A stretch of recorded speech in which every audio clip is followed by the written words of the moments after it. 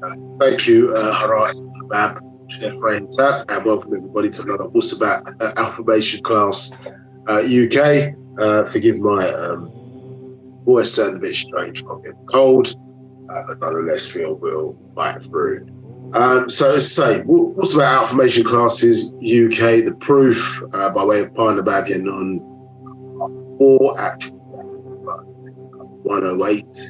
So they ain't getting some of the classes on the YouTube channel, but I say definitely this week those will be out. So if you've missed any of the previous ones, then check out our YouTube channel. There's a lot of content on there. Either way, if you just joined us first time, you'll learn more about who we are. We are the United Sabians worldwide. We've got a fantastic website, so check that out. You can see that here on the right-hand side. To find out more about us and certainly any All Eyes on Egypt locations near to you reside. But this is All Eyes on Egypt North, so in the UK, broadcasting worldwide. So welcome those join us on Facebook Live. If you want the full interactive experience, then by all means use the link in the chat area. And then, as I say, join us on Zoom. But if you're happy to stay on Facebook Live, no problem. We're not always monitoring the chat while the class is going on live, so any questions placed in there will be picked up after class has finished. Okay, right, let's move on. Might finish a little bit earlier today, we'll see how we get on. If there's any problems with the sound, I'm not going to run the polls. It seems to interfere with the setup that we've got here. So if there's any issues in terms of sound, anything of that nature, then please feedback in the chat area and we will respond accordingly. Okay, in the first instance, let's start off with Dr.York, the affirmation. Say allowing us to connect with our ancestors, and say this has been interesting. So I think as this class has been going on, maybe you'll get a little bit more insight into, the significance, as I say, of this affirmation. So maybe call it a prayer as a form of positive thinking. So let's start off connecting with our ancestors. I'll say in the our language, which is the Sabaic language in the first instance, and then translate it into English. So if you join us for the first time, don't get scared. You know how black people are. We get frightened coming from sometimes these monotheistic backgrounds of new things. So don't get scared. It's simply just a language that's been reintroduced to us by way of the master teacher, Nabab, as I say, to reconnect us back, so with our ancient ancestors and our science, as we know, our cultural science or spiritual science known to us as Wu-Sabat in this day and time. So let's begin. Abdoi Kaleh Taparat Wufakur Ame Kasam Un Empa Paut Naut Mutad Badeg Patah Naut Muklas Badeg Yaanuwn Dr.York. Anuki Jawef Pa Ashuk Empa Paut Wu Kalal Ashuk Kawun Jawef Neya. Anuki Kasam Un Empa Paut Wu Pa Paut Kawun Kasam Un Emneya. Anuki Wahu Ameh Pa Paut Wu Pa Paut Wahu Ameh Neya. Nakuk Kadur Naju Ameh Kasam Un Empa Paut Habub Ame Mushachas Nakuk Kadur Kawen Kalel Pafef Nakuk Dayuru Jawef Pa Paut Ame Wase Ame Dayarni Kawun Lakei Bakoy Jawef Pa Paut Anuki Abed Bi Nafashni Pa Paut Kawun Anuki Pa Paut Kadur Nakuk Kadur Pa Paut Amul Nakuk Amul. Okay, so we began by saying begin all prayers and thinking as a part of the all. And then we said no God except Ptah, the head of Sayu, the nine. No savior except Yaanuwn, and we'll go on to explain that a little bit more as we step through these classes. Partak Yud, affirmation, as we refer to it as, and we said, I'm in the divine love of the all expanding, and all divine love is in me. I'm a part of the all expanding, and the all expanding is a part of me. I am one as the all expanding, and the all expanding is one as me. I can succeed as part of the all expanding and fail as an individual person. I can be all that I want in the all expanding, as long as my want is to stay in the all expanding. I am never by myself. The all expanding is, I am. The all expanding can, I can. The all expanding does, I do. And so that was Partak Yud, the affirmation. Just join us for the first time. We're going to be spending a little bit of time. I think we finished part 3 on the Raya and Arashta, or ISIS, or asset story. And so we're going to be spending some time in Partarak, Parpaut, or the all expanding. And so hopefully that will, but that'll get you some understanding of what we're talking about when we're referring to all, Parpaut. Now, if you just join us for the first time, very quickly, audio settings, if they need to be adjusted for any reason, then you've got option here on your left-hand side of your panel. The chat area is now enabled, so if you do want to feedback, anything that's not questions, then please select everyone as the distribution option and then post your message. It is an interactive session today. Now, there wasn't much questions on part 3, so I don't know whether people understood what was being explained or it was a little bit heavy. Either way, do not sit there in ignorance. Ask questions so that to either clarify your own understanding or whatever. If you need to, as I say, just interested in certain things, then feel free to ask questions. It's an interactive session. So you can do that in one of 2 ways. So here, raise your hand, you press that button, and you will come through then live and ask your question. So the facilitator today, Nabab, will pick a button and you'll see this message appear on your screen, and simply unmute yourself, and then you'll be able to come through live. If you've dialed in, I don't think anybody has, but if you have dialed in, then those options are slightly different. So *9 to raise your hand and *6 to unmute yourself when prompted. In both instances, you may have the ability to unmute yourself, so just stay muted once you've asked your question, as to not disturb the rest of the call. The other way to ask questions is a written question. So you don't want to come through live, simply type your question in the, press the Q&A button, type your question in, and then the facilitator will ask the question on your behalf. So no polls today, and there will be a recap quiz in the January class. So it's not to knock anybody's confidence, but it obviously gives us a little bit of a check to see that what we're teaching is being captured or understood. So they happen periodically. You haven't got one today. Some may say thankfully, but yes, they do happen periodically. So there will be a, not say large one, but a fairly sizable one for the next class. So we could just test people's understanding, because this is a class, you understand, obviously what you study is going to be part of you. It's going to aid in your transformation. Okay, so quick introduction.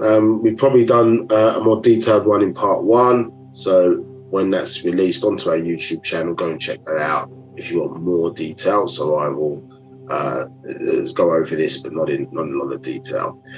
So importantly, can't forget, we are student teachers, and student teachers for a very good reason. We are student teachers of the master teacher, who we refer to as Dr. Malachi Z. York Okran, also known to us spiritually as Pa Nabab Yaanuwn, born in Takoradi, Ghana, 1945, June 26, to Mary Abba Okran York, very important, maybe one of the most important sacred feminines born in the last 6,000 years.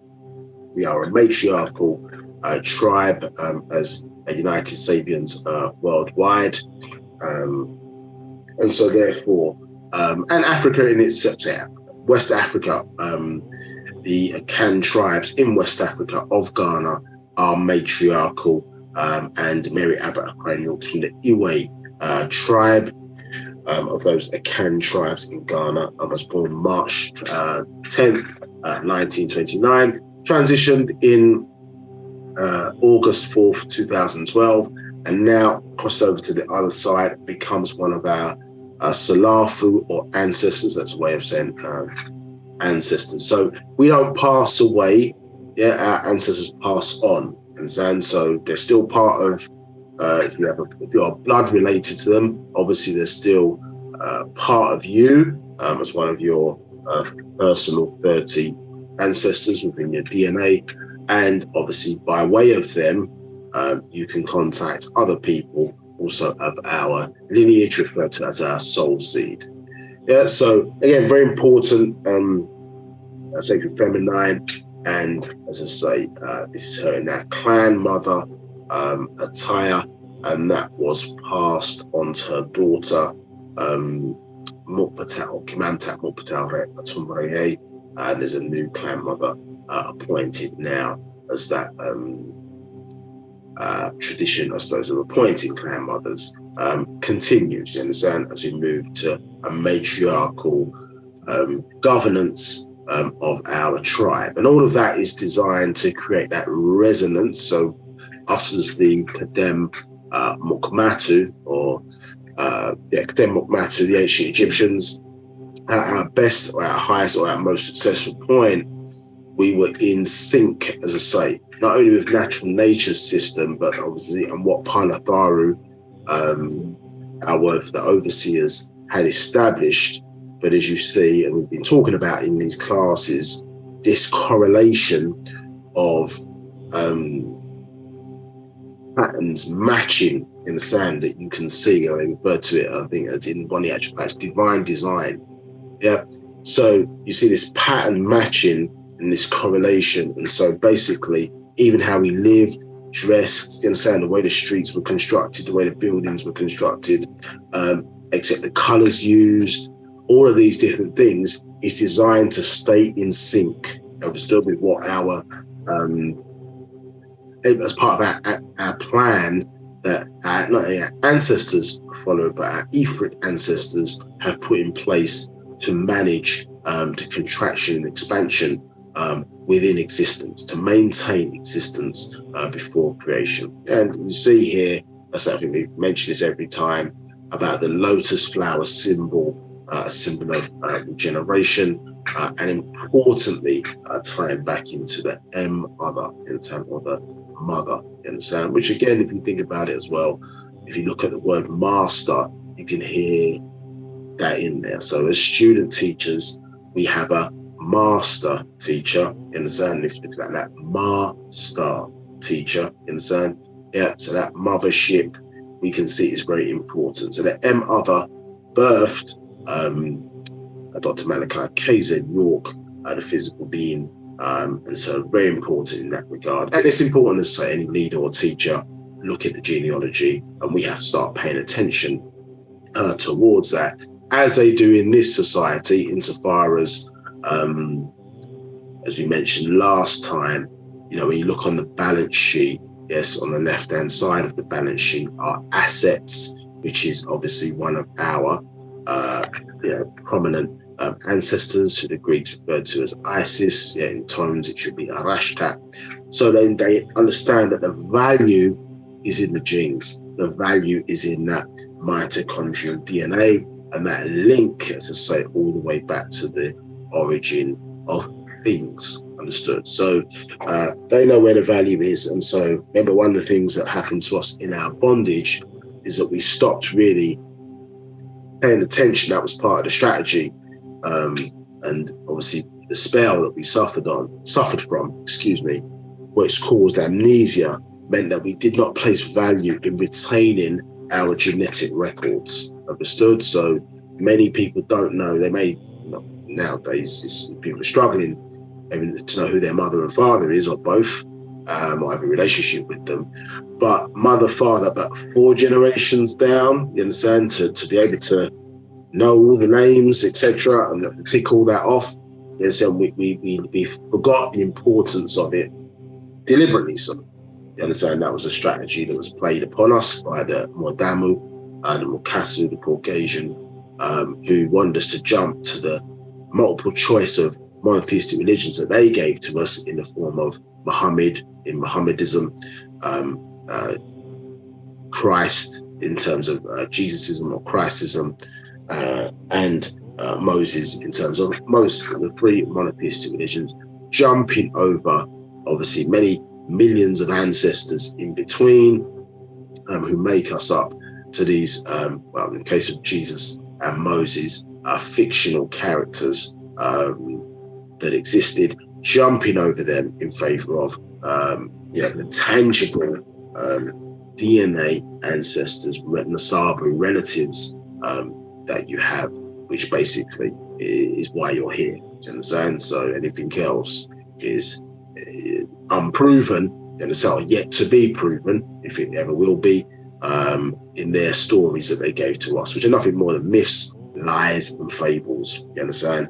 Which, for some reason, well, the only reason, but part of the sickness is that that we suffer from is that we want to include the Bible, the Quran, more so, and the Torah, in everything connected to some form of reality, when the reality is that none of these books even existed when life, intelligent life, and our certainly life form was started here on this particular planet. You understand? So all this kind of anti kind of female rhetoric that you're sort of seeing on social media, and the role of a woman and blah blah blah blah blah, that you're seeing a lot of time, or this war between man and woman kind of being fought out, is because the problems created by these monotheistic religions, and then what the person's role is according to books written by men, let's be honest, in the 14th, 15th century.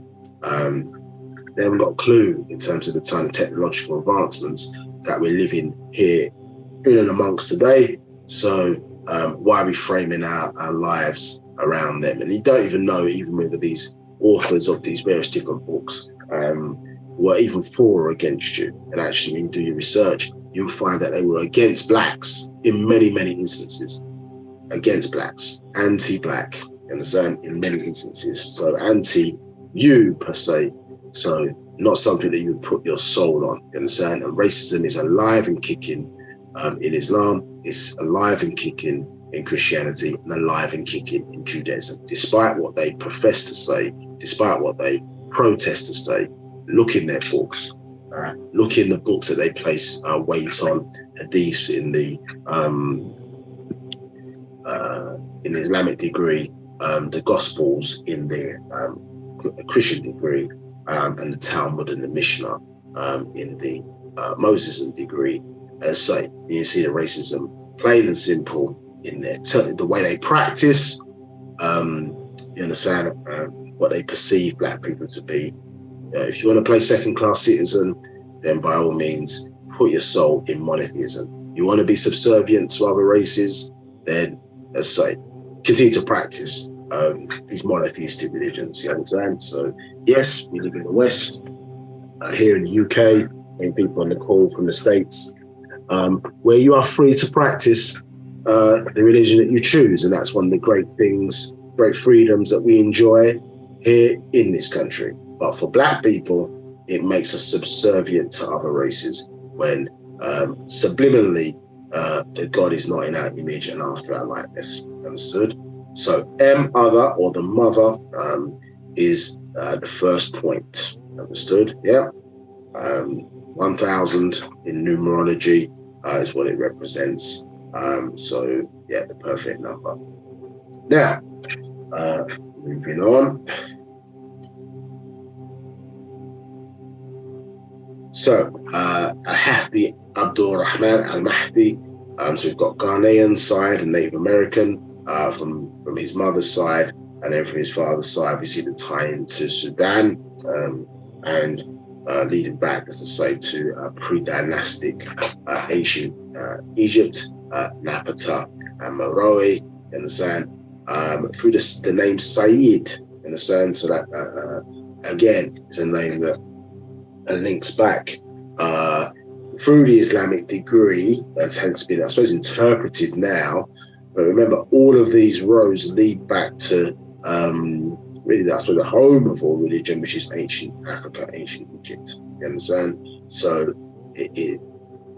all of the kind of offshoots from that coming out of Africa, and as I say, our relationship to our ancestors, both etheric and physical, understood, and our spiritual science, say, of how we connected, but not also just how we connected, but more importantly, that kind of guides the plan that they have for us in what we are growing into. And we touched upon those rules of existence, and I'm going to go on to that in a bit, just a bit of a recap from what we were talking about last week. But it ties back, as I say, into this, well, all that lineage were great individuals, but Mustafa Muhammad Al-Ahmad Al-Mahdi, to say, a master spiritualist, and let's say one of, maybe in modern times, very few people have, I suppose, have used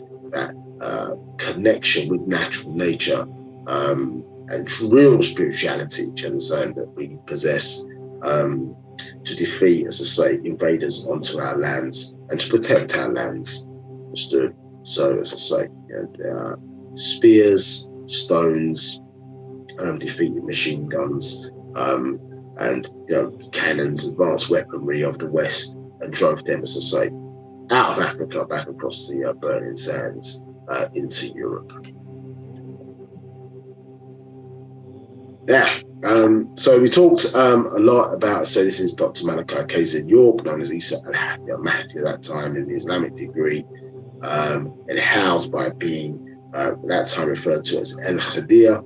So our way of renewing our story every 24 to 25,000 years is that our ancestors create a vehicle or a vessel to incarnate into, to pass on the information that we need in this day and time to aid our transformation.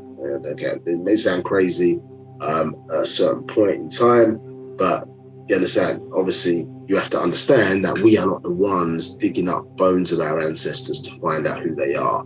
Our knowledge comes from outformation coming to us in the form of information, do you understand?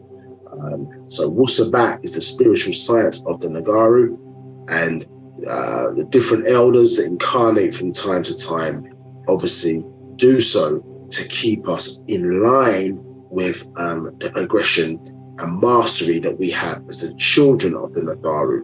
And so Natharu mean overseers. I went through that in some detail. When we talk about overseers, how we should perceive them is sons, S-U-N, sons. And we are the terrestrial representation of that. You can see the sun obviously in its gaseous state. So when you talk about ancestors, that AN really means sun. And so if you look it up in even many of the Semitic languages there, so an means sun, you understand? So you really say ancestors.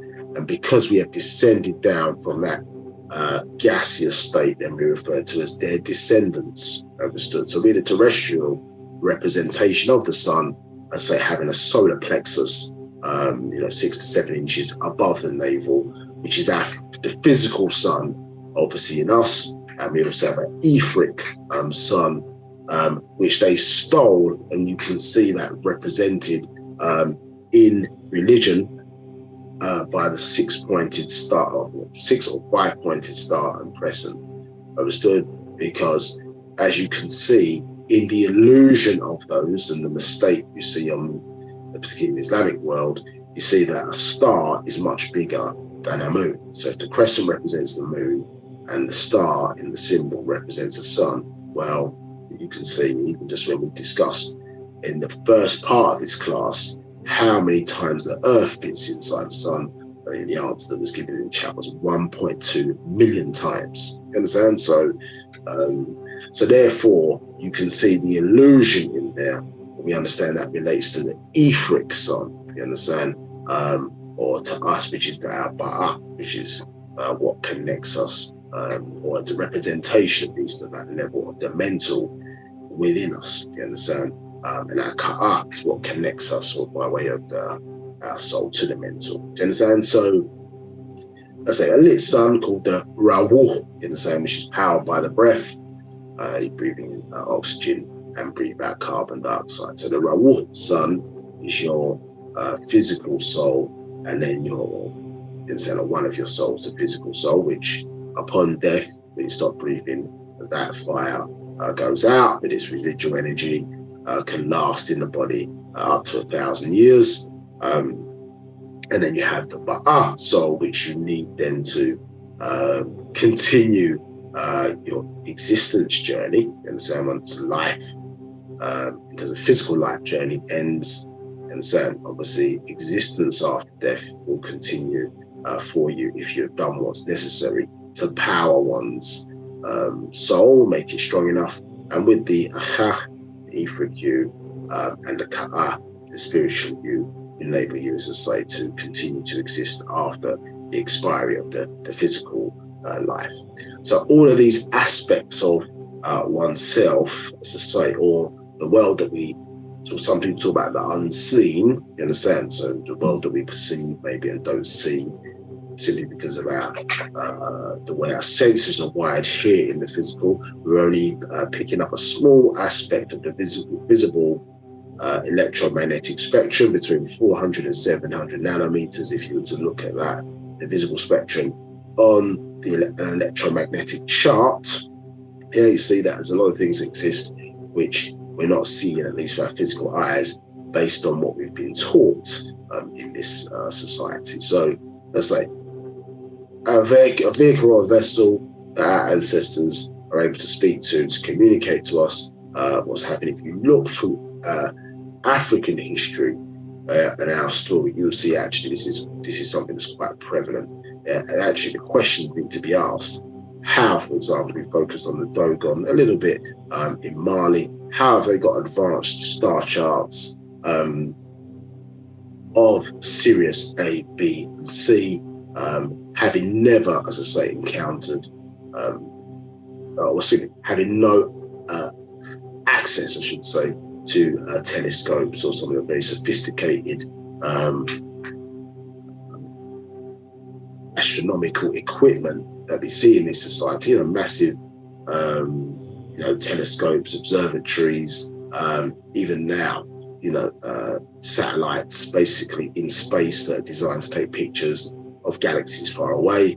But here you've got this tribe, highly technological tribe, but maybe primitive in its liberty, having, as I say, highly accurate star charts and things of that nature. So we've always had a connection, you understand, with the above, and in our iconography, in our symbolism, we see that plainly in front of our eyes, then copied, as I say, into the monotheistic religions, but yet we paid little or no attention to it. You understand? Because that's how deep, such a deep sleep we were, that these symbols were in front of our eyes, left there by our ancestors, copied, as I say, into religion, and we just simply wasn't looking at it or paying attention to our state of ignorance that we are in, and for many are still in.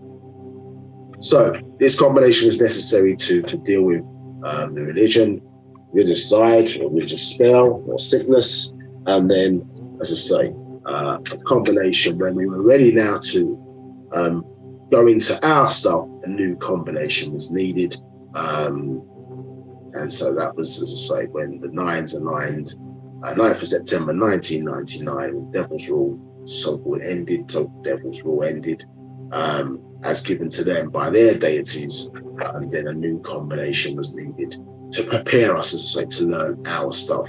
And then Wu-Sabat, that was originally came and talked to us in '63, would now be, as I say, revealed in its revealed as it should have been presented, without the necessary symbolism of I came giving you what you want, so you could learn what I really came to give. Meaning to say that the balag, or the message, had to be tailored for the mindset of the people, and so we were getting spoon-fed. But now, obviously, as you know, false things must perish, truth must prevail, and so therefore we were getting it now, to be getting it raw as it is. And so this is why, as I say, it's important for us, for those looking for the truth or seeking the truth, or those maybe who feel so they've already found it, as Sabians, to master what the master teacher is teaching. Do you understand? Because you can't keep comparing everything to what the Caucasian presented, or what they've recorded or written down, etc., and expect to master you. They've only been around for the last 6,000 odd years, maybe stretched that a little bit for some of the flugel rods and those species within their so-called race. And so, whereas we've been around for millions of years, you understand? And if you take it back even further to some of the origin of us, then if you had to use a date, you'd say 76 trillion years. So how long we've been around for to how long we've been under this spell, obviously it's a very short period of time, do you understand? And even our species on this planet in and of itself is much older than their history books record. So you can't look to them to really get accurate answers about things that they can't even explain. Do you understand? As I say, out of the 9 degrees of information our ancestors gave them 2, they then created a 3rd degree, and now the world finds itself trapped in person, places and things. We're trapped in nouns.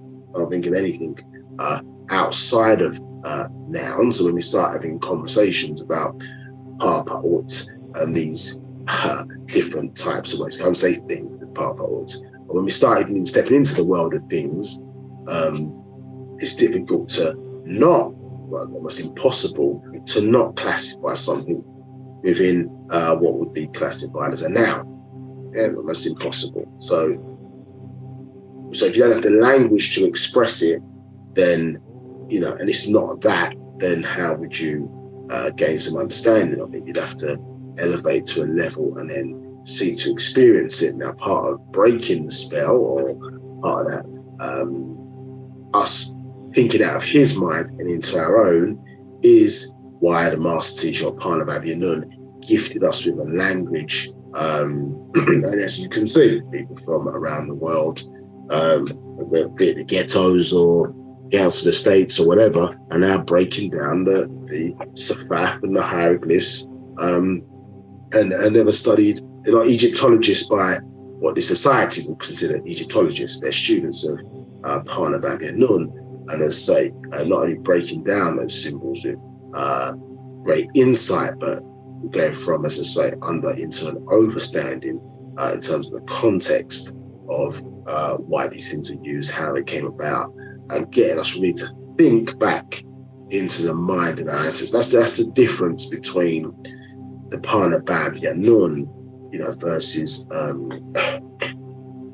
versus other Egyptologists like Dr. York.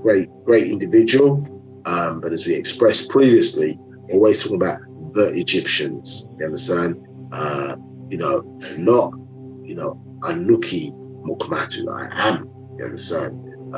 An Egyptian. You understand? I am saying I am that. So in that regard, and therefore, when you're saying I am that, then one important thing is to get thinking back into the mindset of them to understand how and why they did things. And once we start to do that, the language helps us to connect. Obviously, the master secrets, actual facts, Partarak also helps us to connect. Once you get back into that mindset, eventually it's going to click and you start, that's okay, that's why they did that. That's why they did things like that. And then it, obviously, as you see now, we start creating our own stuff in this day and time, our own symbols. Not everything must be old.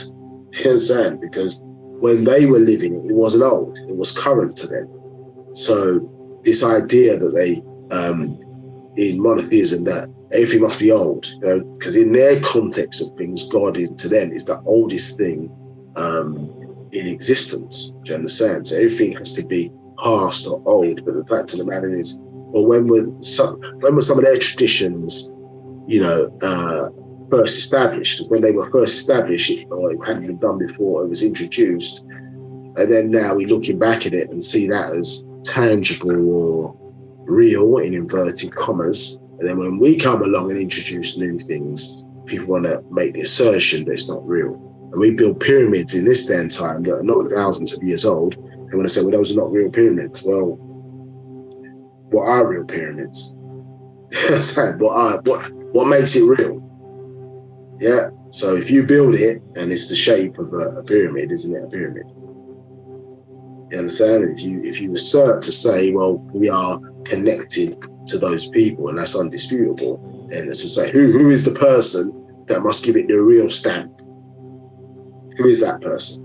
You understand? So the reality is, if you don't stamp it, if you don't give it the authority it deserves, you understand, then it ain't going to get stamped. So you have to understand who you are versus everybody else. So when our doctrine is presented to us, it is us who must confirm it.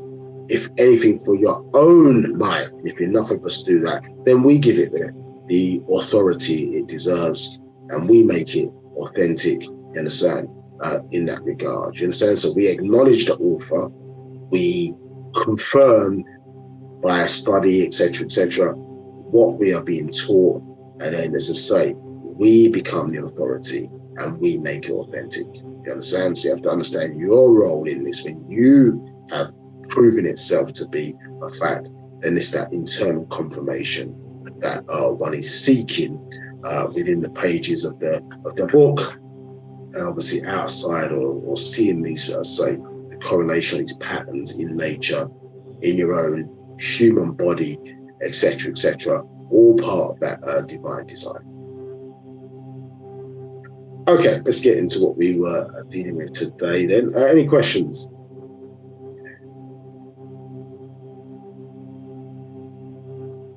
Yes, there is a question.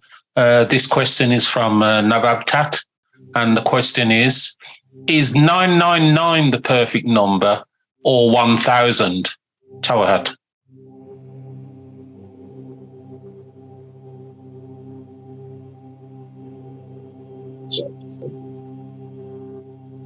Yeah. So 999. So let's just draw the screen here. So you got 1000. You see that there? So remember, so you got 999.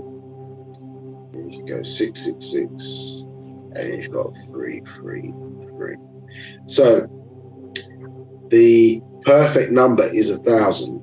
Because when you deal with 999, for example, which is the highest number in existence, you understand, 9 to 9 power of 9, and then obviously that's continued to recur. It takes a supercomputer number of years to work out that answer. But what we were being given there was the context. So it's 999 out of 1000. Each of these numbers represent mental capacity of the race, of the different races. Yeah, so 999 is the highest. Obviously here, when you look at the zeros in that, remember that 1 represents M. Yeah, there's also the symbol for the owl, Buwan. You understand?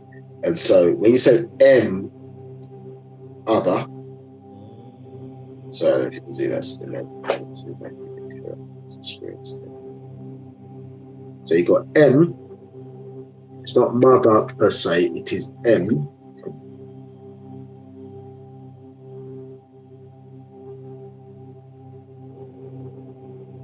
Dash, see other. So in order for these to be produced, yeah, symbolic of these different races, they had to have an origin. Do you understand? And so the origin birthed the other. Now, I don't know if you were in some previous classes that we were talking about here, but zero basically, it represents version. Yeah, so, excuse me, you just click down so you can just see a bit more what we're talking about here.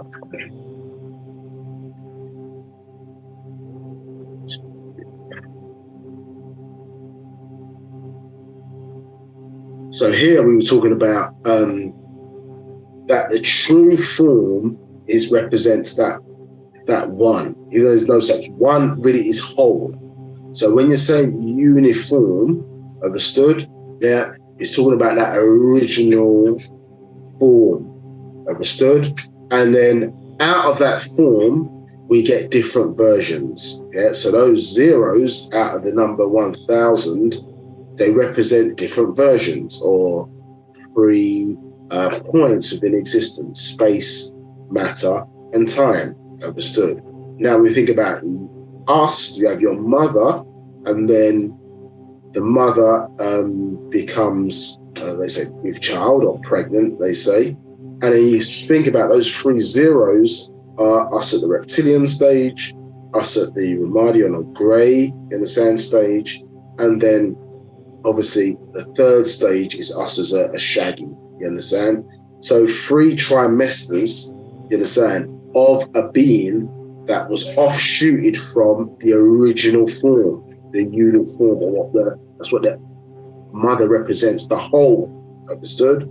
So, and that's because when the hair texture, as you know, represents also 999 in the Nagari, true hair, not as opposed to fur. When the hair turns, which curls outwardly into a 9, but when it curls in on itself, understood? Yeah, that represents the fact that we were hairless at one point. We had no hair, you understand, at one point. And that's referencing the fact that as a pure etheric being, we are pure energy with no hair texture. So the 999 in the context of who we are is really talking about us, obviously from that etheric stage, manifesting, understood, into the physical, do you understand? And that link or the representation of the amount of energy that we have when it's materialized into a physical form. Obviously you get the hair texture representing that 9 ether energy, which, as you know, is an antenna that still connects us back to where we came from previously. So the perfect number is 1000, understood? And 999 is out of the 1000, and it represents the mental capacity, a number of other things, but the mental capacity of the race. Do you understand? Hence, 9 in death becomes what? 6. Yeah, so that's a dark-skinned person with straight fur. Understand? If you follow it through in terms of the human species, for example, and then the death of the 6th ether being, in a sense, or death of 6, numerologically, is ghost or free ether. There are no more sun heat genes left in the formula. Understood? All of this, as I say, is out of the nothingness, which produces the somethingness, which, as I say, these different numbers represent. So perfect number, 1000, as you see, let's keep going on, but it has the circle, which is one of the most favorite forms also of the Natharu. Do you understand? The circle shape is one of the favorite forms, as I say, or the orb shape, you understand, as one of the favorite shapes of the Natharu as well, you understand, where, as I say, you can't tell where it ends or begins. Only the person who created or drew it knows where the circle starts and ends, you understand? But more information on that other very good book, Mother Circle of Existence, goes into that in more detail. Any other questions?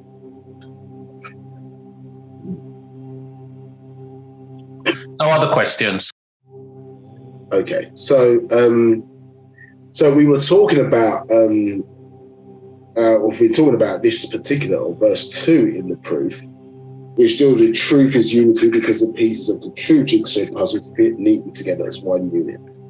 And so that's one of the things, obviously, that we're talking about. Good question as well. So this one unified,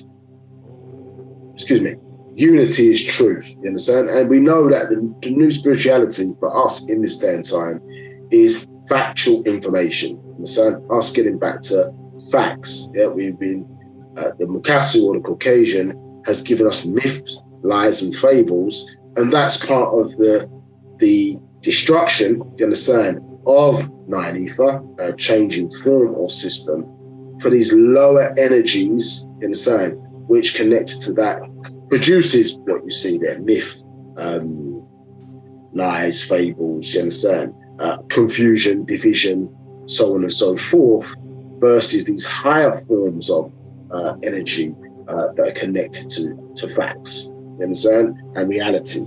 So unlike the normal jigsaw puzzle, yes, this true jigsaw puzzle means that the pieces of the puzzle, this is what you've been learning about in the previous parts of this class, the pieces of the puzzle of this particular jigsaw puzzle, when separated out, show the whole picture. Yeah, so you think about a puzzle and the different pieces. When you put the pieces together, it makes up the picture, correct? Understand? But this puzzle, what it's showing you in our divine design of the Natharu, that the individual piece of the puzzle show the whole picture. Understood?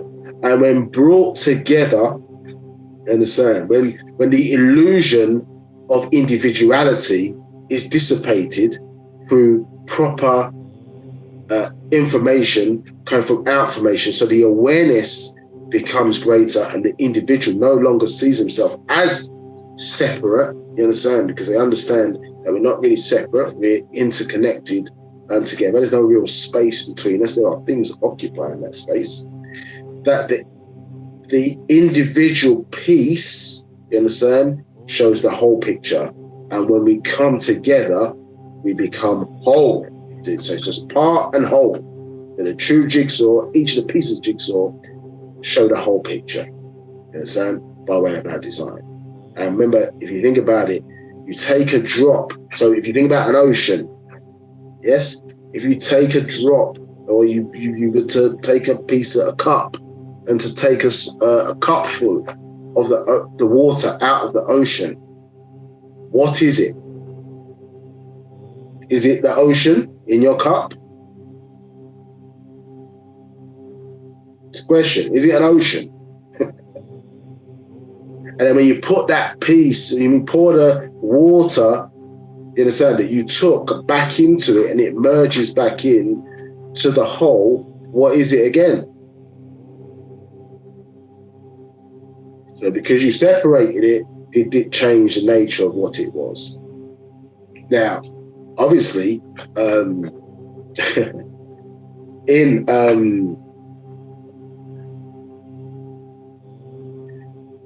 the illusion is that it did, or does, isn't it? Yeah? And how they have, as I say, put these religions upon us that have separated us from the divine and had us worshipping, you understand, some being or figure or something of that nature, which kept you separate, you understand? Because according to what they teach, one thing, but the, if you want to call it hypocrisy, or the, another word I'm looking for, but the contradiction is that basically you were created in the image and after likeness of this being, according to what they teach in the books of Genesis, 1:26 through 28. You were created in the likeness of, but then when you get down to chapter 4 now, you have to pray. So if you're in the image and after the likeness of the being, aren't you the being? In the Islamic degree, they talk about a lot, and in the Judaic degree as well, they talk about their Yahweh or their deity or God or Allah being alone and having no partners. So if Allah is alone and has no partners, the question is, the fact that you're there to make the statement, Allah, he is alone, he has no partners, you are the contradiction to that. Because he's not alone if you're there to make the statement. Yeah, because they don't understand that, as the master teacher broke down many years ago, very powerful insight. I think it's in Holy Tabernacle Family Guide, I think is in one of those scrolls, yeah, many years ago, that the secret behind the term alone, as we expressed last week, is not alone, it is saying all one. Yeah, it's not alone, all one. Yeah, so as I say, i.e. the one, the uniform, omni, all.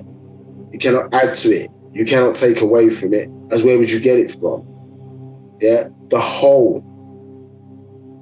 Remember, we explained to you there's no such thing as the number one, but the one, because in order to get to two, you get 99% of one, you got to take 1% of the next thing that it's transforming to 1% of two in order to make the thing complete. Understand? So that which we are mentally doing mental gymnastics about is because, understand, we're talking about the whole. Yeah, hence why I say you go universe, yeah, when we get to multiverses, yeah, and then when you say the uniform, we talk about omniverse. Yeah, so pa'ut, not pa-pa'ut. Pa-pa'ut is multiverses, pa'ut, omniverse. If you understand, and even that, you understand, is struggling there to make a definition, because even by defining it, you're limiting it. Yeah, it can be seen that as sacrilege by defining, because it's not accurate. You understand? So we have to experience it by merging back in. Understood? So we will explain to you, probably, what's the word I'm looking for? We were going through, I think, to explain to you about existence, yeah, and this is of our, we'll come back to this in a second. But remember, this is of our of is, yeah, in Master's Secret, it's in the back, yeah, Sacred Ash, there we go, Master's Secret Series 3. So, yeah, I'm probably not doing a very good job of explaining it, because it's a bit of a tongue twister, yeah, which saying the rule of is, verse 5, you look at it, the rule of is and are, the things of is are, the purpose is of are of is. It's saying a bit of a tongue twister there. But essentially, what this is explaining to us, which we were going through last week, is the fact that a thing and all things are the purpose of existence, and existence is the purpose of a and all things. Let me say it again. A thing and all things are the purpose of existence, and existence is the purpose of a and all things. Do you understand? So this is why we're saying we have to start mastering things in Wu-Sabat, because, as I say, is means one thing in English. It can mean the same thing in English, but it means something else in Wu-Sabat. You understand? And how the rules of existence, yeah, how it's all about existence. A lot of people talk about creation. No, it's about existence. You understand? Yeah, existence is before creation. The word create means to grow. You understand? From the Latin word creare, means to grow. And in Wu-Sabat, it means growth into form or system is the proper definition. You understand? So existence is a key. Existence, those rules you see there, the rule existence, or the rules of being, are being, becoming, became. So in the world of things, which we haven't paid much attention to, and that's only because all of that, remember, was taking place in the darkness. You understand? before it manifested into the light. And religion has you focused on the light, which is really fire. Understood? So he wasn't paying attention to the various things that we needed to get overstanding. Understand? And I say for a very select few, understanding. Any questions? Let's go back.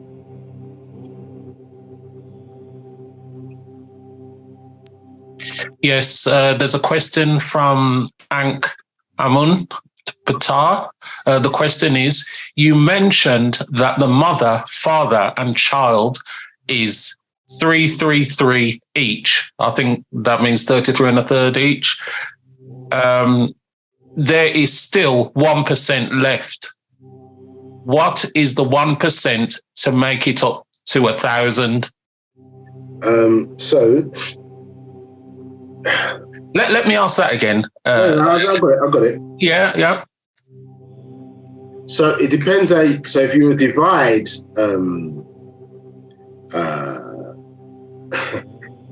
well, if you divide the whole, let's just see it. Let's just see if we can draw this. So if we consider that to be a whole, do you understand? Yes. And then you divided that into 3. Yeah, so the 135, then there isn't do you understand? There isn't a missing element. You understand? If you divide 100 by 3, you get a missing element. You understand? But when you divide 999, understood? Yes, by 3, then there's no overlap, if that makes sense. Do you understand? So when you talk about what's the missing element or the +1, do you understand? Because really, maybe to as also clarify with the sister's question, remember it's 99. Sorry, it's 999 +1, or in the prayer system, for example, they go 99 +1, isn't it? And that +1 is who? Yeah, so 99 deities +1. The +1 is the who. Who? Okay, so that +1 is the link to the mental. Do you understand? It's the link to the mental. So I think we touched upon this in several parts ago, where it discussed in actual facts number 18, and we touched upon this. I'll just click forward about this grand plan. Do you understand? And it talked about that mind. Understand? Yeah, verse 100. Let me just rub this out of the screen so it's a bit clearer.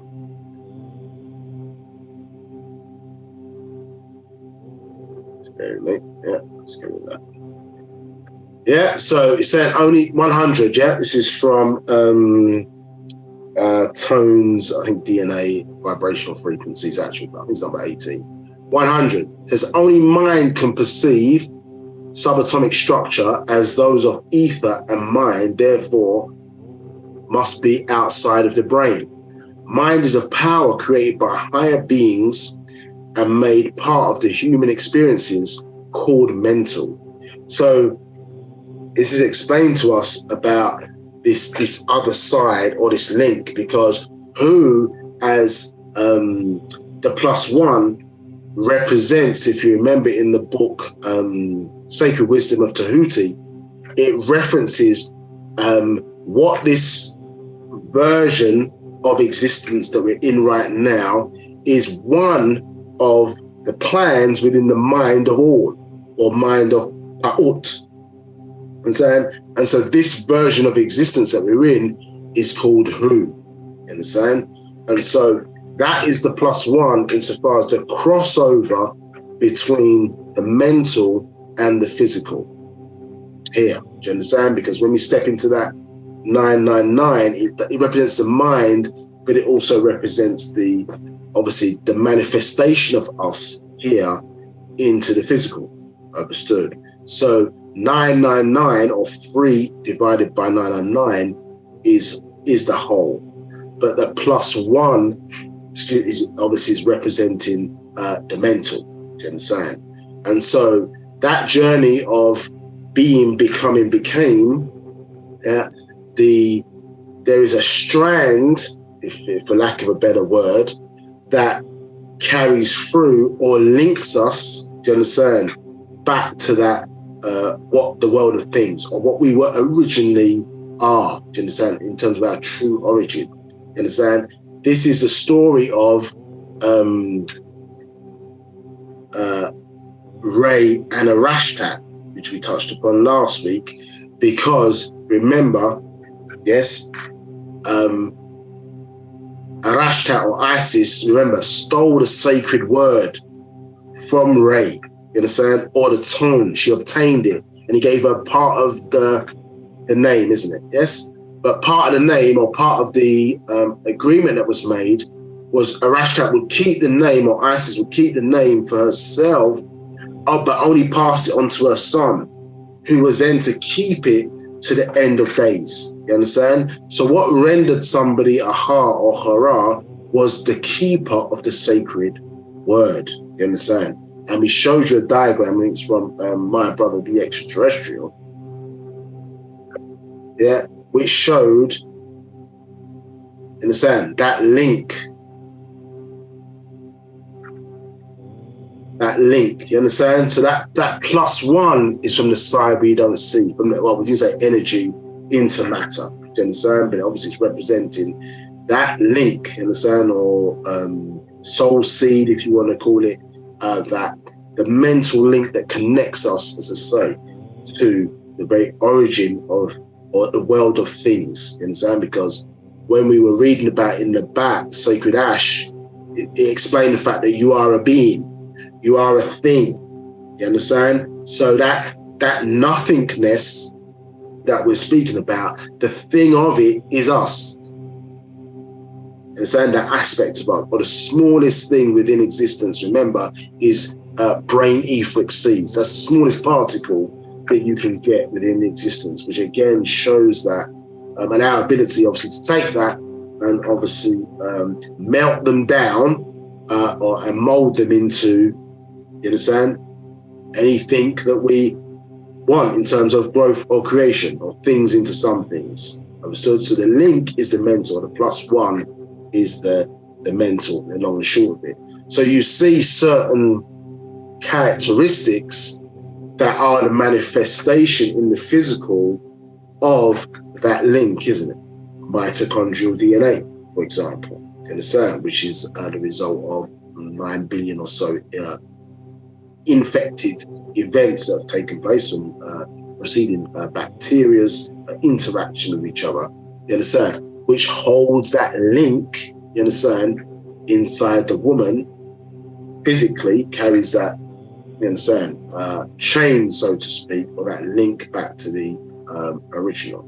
But as we see, or we were explaining in the previous parts that was in that grand plan discussion that the master teacher was speaking to us about, linked to the Sirius star system, remember they cut that off because when the link, that established link that we have that connects us all the way back, or to our planet Darwin, remember, if the link was unchecked, our adverse thoughts or bad behavior can be the catalyst to affect higher realms, isn't it? You understand? Because the link was established.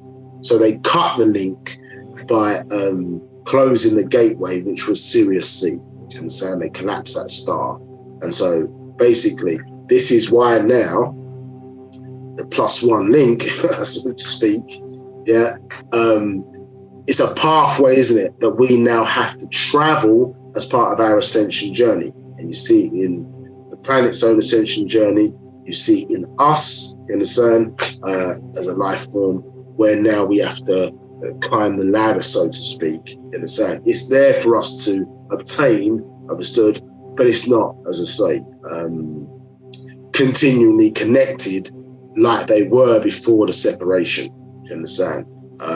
So recap, 999 divided by 3, or 1/3, 1/3, 1/3 makes a whole. Do you understand? Which is 9. And so there's no leftover. But when you talk about the 1,000, remember, the 1,000 is the +1. You understand? So the M other, or who in terms of human being, yeah, it's the link to the mental or the mind. Do you understand? And in the Holy Tablets, chapter 7, remember it speaks about that the soul, you understand, which we would refer to that aspect of it as the ba'a, you understand, is the projection of the mental down, and then when it's seen on the 4th plane of existence, we refer to it as soul.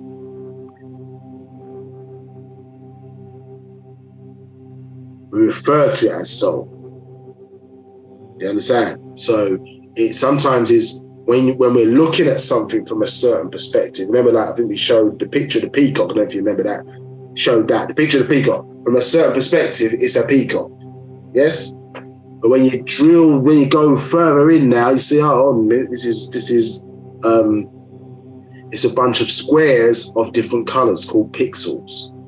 And then if you were to drill further, it would be a combination of 0 and 1s. It's binary. You understand? So depending on the perspective that we're looking at it from, it would have a slightly different appearance. Do you understand? So it is all to do with the mental, which is why the verse that we were just looking at, I'll just go back for a second, is powerful. It's saying, listen, Sabians, yeah, this verse here is saying that, okay, mind that is created by higher beings, made part of our experience called mental. So it's saying a link was placed within us or established that connects us back to the original and creates our ascension journey, which maybe falsely we're calling religion. You understand? Or the purpose of religion, not their purpose of it, but our purpose of it is to eventually reconnect back with Parnatharu, and so therefore must follow the pathway that they've laid out for our species. Does that answer the question? If there's more clarity needed, please ask further. Any other questions? Yes, there's a question by Ankamun Patar. So you said the +1 or 1% is who to make up the 1,000, or M, the mental. Is that correct? So let me be clear about something. Yeah. So when you talk about 100%, remember 9 is whole. Do you understand? It is complete. But what the 1 is saying, for example, the 1 is stretching, or it's basically creating a link, isn't it, between the world of energy or the world of nothingness moving in to the world of something. So it represents the bridge, the crossover, where you get the distinction from one to the other. So basically, if you think about when you talked about, yes, the parents' idea, yes, mother and father coming together, and then child makes up the whole, yes, but the +1 is the being coming through, understood, into the environment, crossing over from the mental into the physical. Do you understand? So that's the +1. It's the +1 is the crossover. You understand? Now, in from the mental into the physical, or from the world of nothingness into the world of somethingness. Yeah, because now that's coming in to occupy the environment. You understand? That was created by the 3 of them, or the 3 beings coming together as space, obviously matter and time. And so the child now can occupy the space that has been created by the union. But the child was the essence of what the child was as that mental being, do you understand? Or the spark that was placed on that sperm, do you understand? Again, which represents that mental, was there before clearly the parents, you understand, etc., came together in that regard. Do you see? So it becomes +1, or it becomes the origin, you understand, which has then led to the offspring. You understand? So that's why it represents M in that regard as mental, do you understand? In that regard, understood? Or the Pa Buam as the symbol, isn't it? Because it represents the owl. What does the owl represent? Well, the owl is a nocturnal creature because it's able to see in the darkness. Do you understand? So the +1 is taking us into the world of nothingness and creating the crossover into what, at least in this example, into the physical in terms of manifestation. Do you understand? So when you draw out the deities, for example, so what do we have? Yeah, so they give us the Gibab, you understand? Or Sabat, yeah, Geb, which is the other name is the golden goose, you understand? And one of his symbols is the sun. But who are his parents? His parents are Shu or Shuar, you understand? And Tefafnatat or Tefnut, yes? Tefnut represents moisture, and Shuar represents air, understood? Hence, they gave birth to the goose that laid the golden egg, which is Sabab, obviously, and his counterpart Nut on the Tat, which is the sky. What does it represent? Okay, well, Tefafnatat represents receptive thoughts, and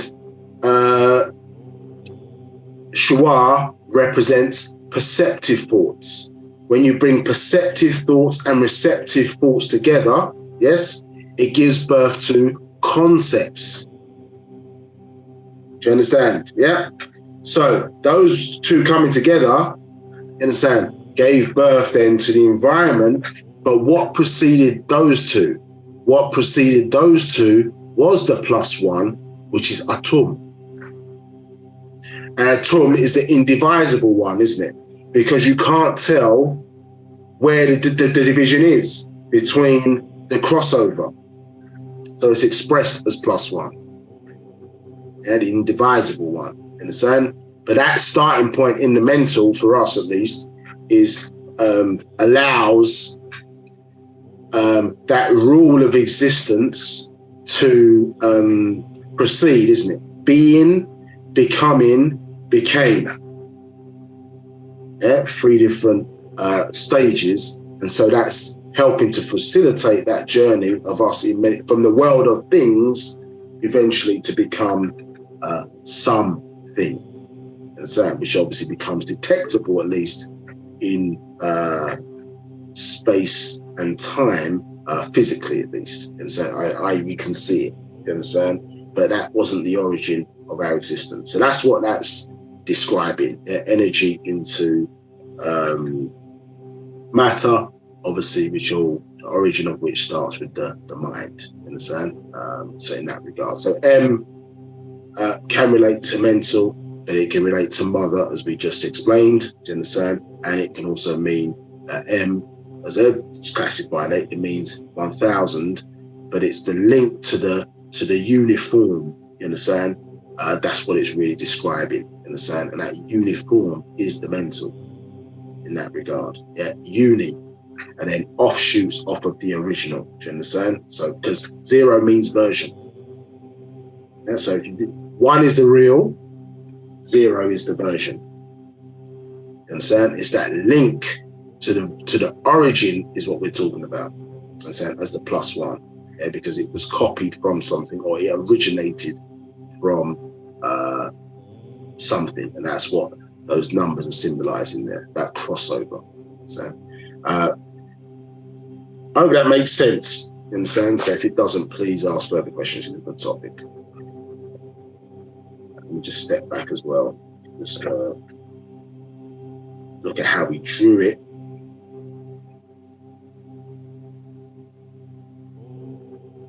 Yeah, so if you look and see there how it was, how the master expressed it to us, because it's in, you see here that the one here for us, it shows that crossover point.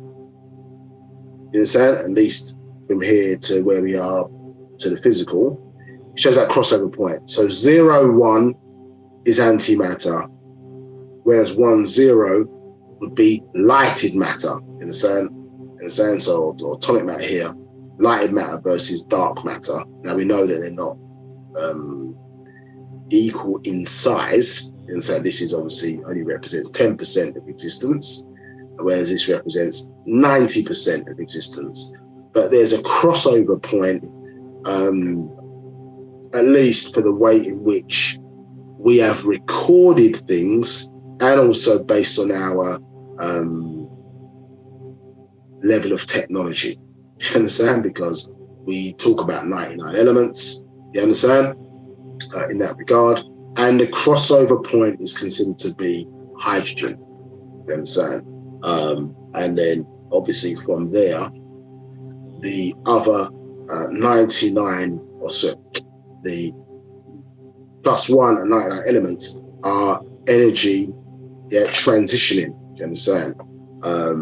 And with the various different, elements giving birth to the other ones.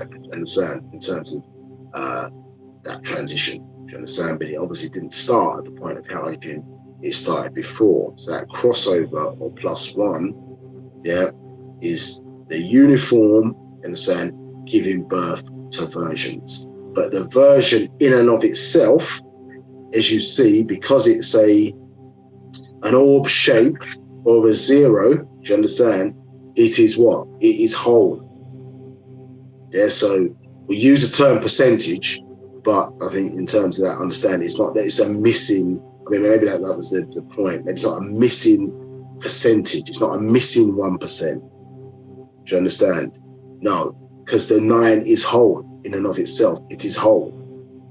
Yeah, it's just showing the link to the mental, or the origin, if you want to, maybe is that a better word to describe it as, that it was birthed from something.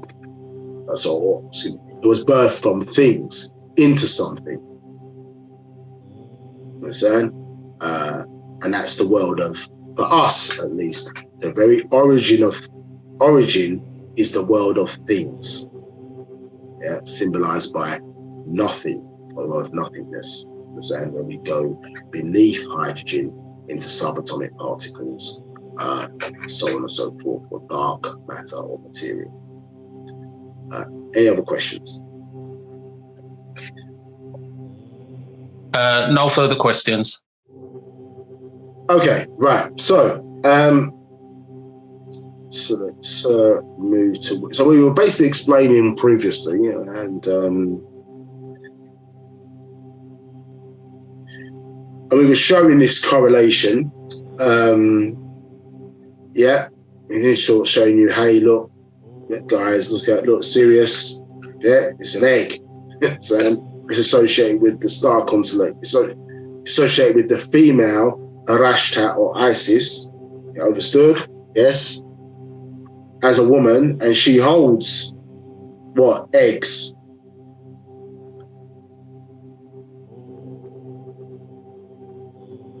Yeah, we looked at the fact that, you know what I'm saying, it's a twin star system now. It wasn't originally, it's still tri-star system, which they collapsed one of the stars, as we expressed, to cut the gateway off. As we know, Rizq is in the 19th galaxy, and where we are is in 18. So they cut that link off between them. And we see here, we've got now a binary star system, as it's classified as, crossing over. And what does it look like? Well, it looks like a double helix. Again, correlation. Yeah, we see the fact that we were interested, as I say, in these two particular star constellations. One, which we understood and we showed that link, obviously male DNA coming from what they call Sahat or the Orion star constellation, and female DNA coming from Wu-Sabat, which is a serious star constellation. But even as we said, when you looked at the name of who the Greeks referred to as who Asar is, as Osiris, you see, we're saying Osiris. So one who is from the Sirius star constellation. So even then, the two are interlinked with each other, as we see for good reason, as part of Project 24. We'll come back to those in a second. And that egg then here manifests itself, egg-shaped craft, deposited intelligent DNA and RNA into the waters of this planet from a base that we had set up in Antarctica over 50,000 years ago. And so the result of us being mermen and merwomen, Master Teacher obviously told us to, but we can see depicted in this new Avatar movie called, I think it's Way of Water, whatever it's called, showing beings in the waters. Obviously, this planet is a water planet.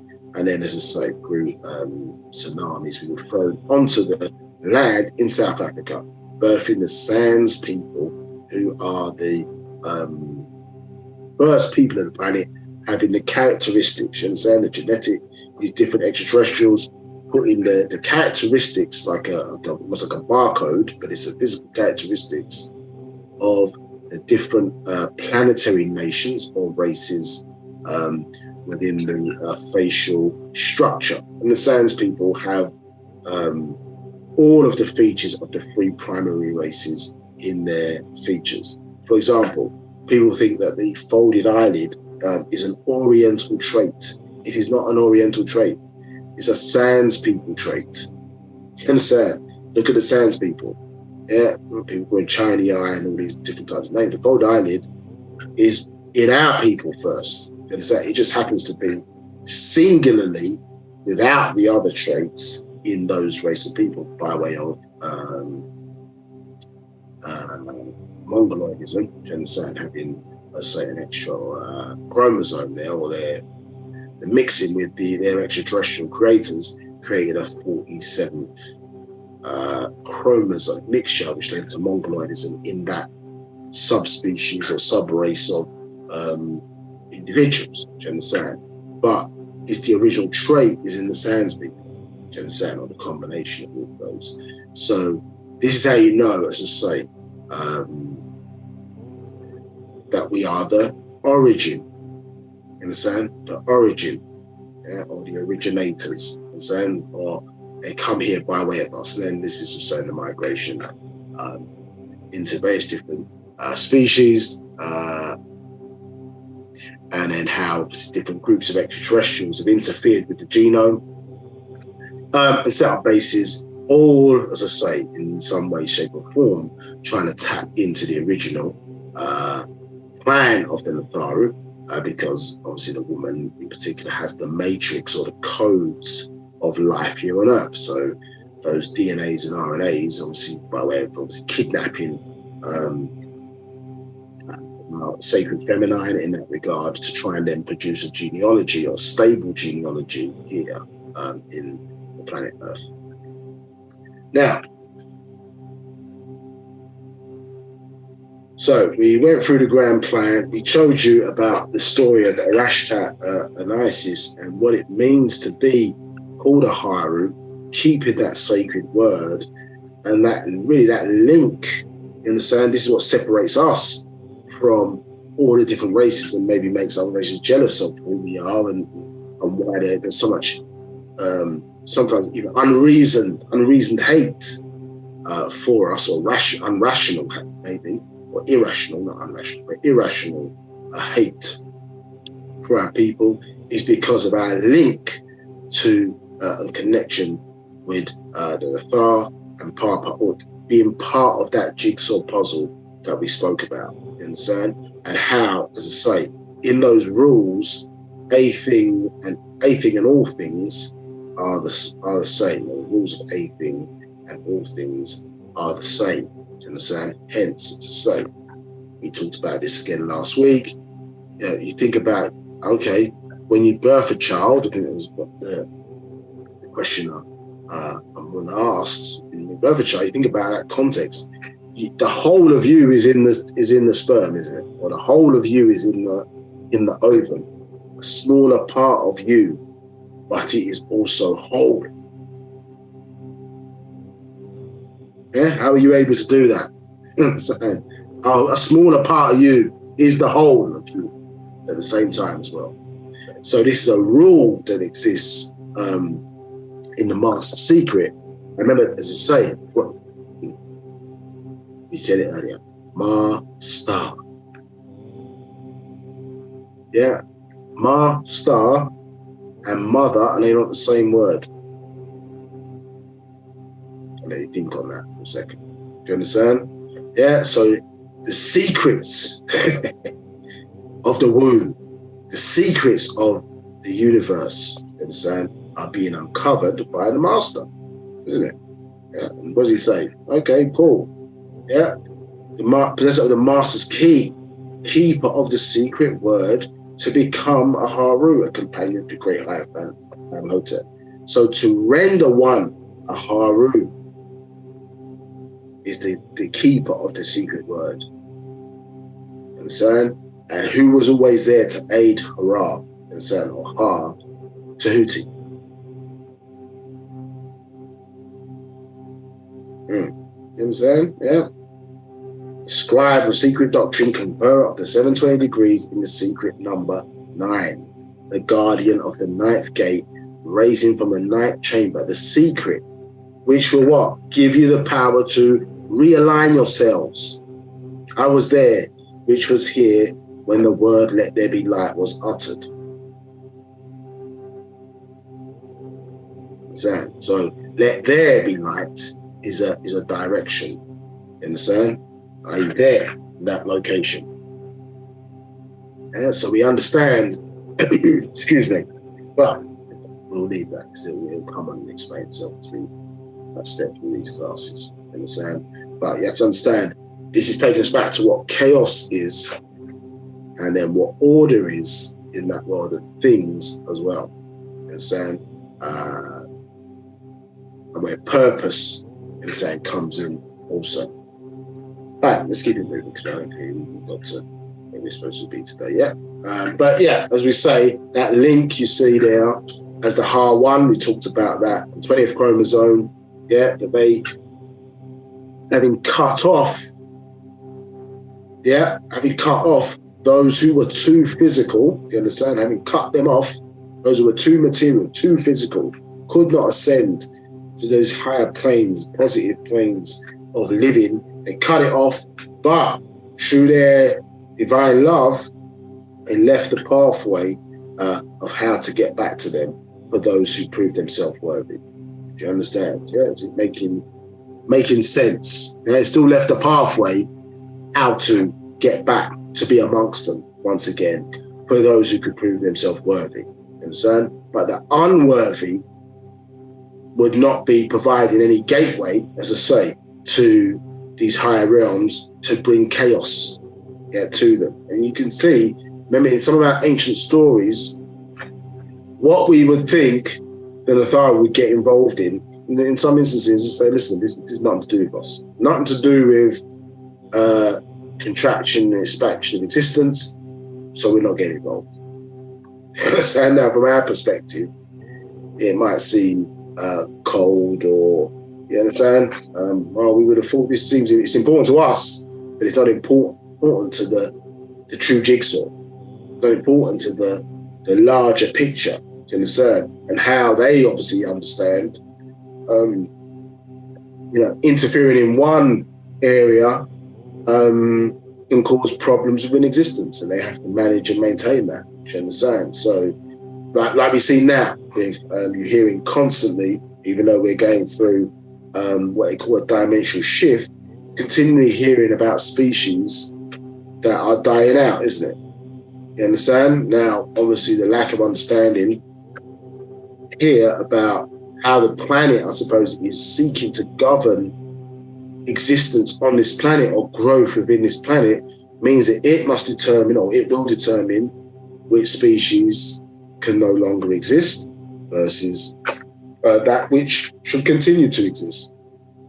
Now, some things obviously are a result of manifestation, i.e., man infesting the planet and making bad decisions, which have then led to maybe certain life forms dying off earlier than what we would describe as supposed to. But there are certain points where, well, the planet has decided, as far as it is concerned, that this particular species is no longer of use. In order for it to regulate the internal resources that it's managing, air, water, etc., it decided that species is defunct.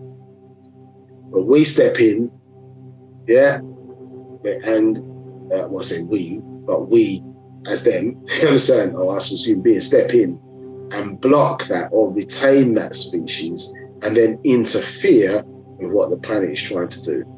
So what we should understand is that Wu-Sabat and our spiritual science kept us aligned or in tune, so we were seeking to make the decisions that, the way we were living our lives was also in sync with Anafaru's governance and rules for maintaining existence. Do you understand? Not doing things that went anti, that plan, which would be then classified as unnatural. Do you understand? To go against the plan to maintain, as I say, the bigger picture and how we are representatives of that bigger picture. Hence why we are considered to be the children of the Earth.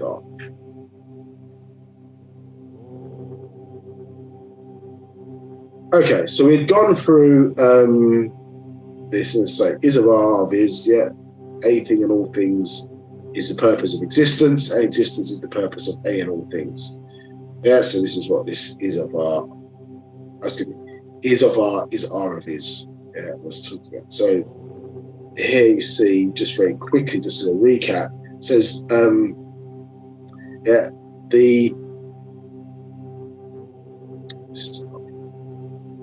most blessed,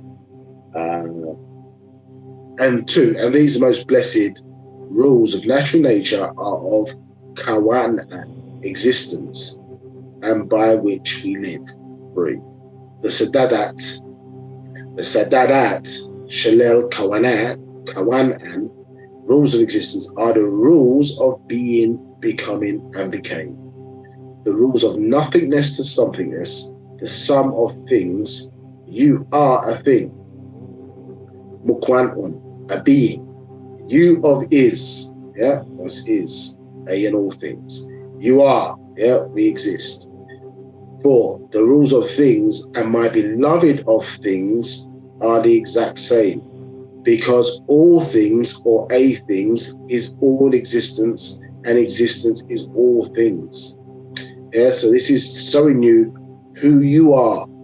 Your significance in this, as we explained earlier. The uniqueness of the true jigsaw is us coming together is true unity.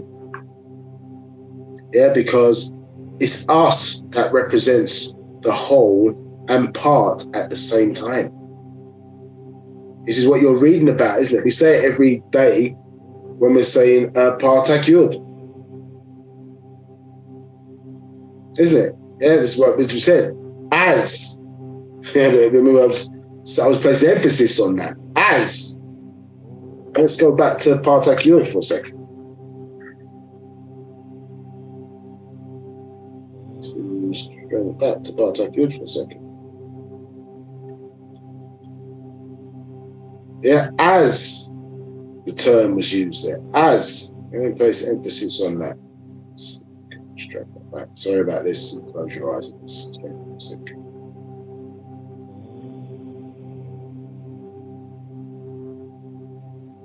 What are we saying here? It says here, it's describing you as the whole and, in the sand, as part as well, isn't it? I am one as they're all expanded. So, whole, I am one as. So your definition of oneness is as a part of the whole. And the all expanded is one as me. I can succeed. So that succession part, being, becoming, became. Yeah, that's the succession part, isn't it? That's success for us, is existence.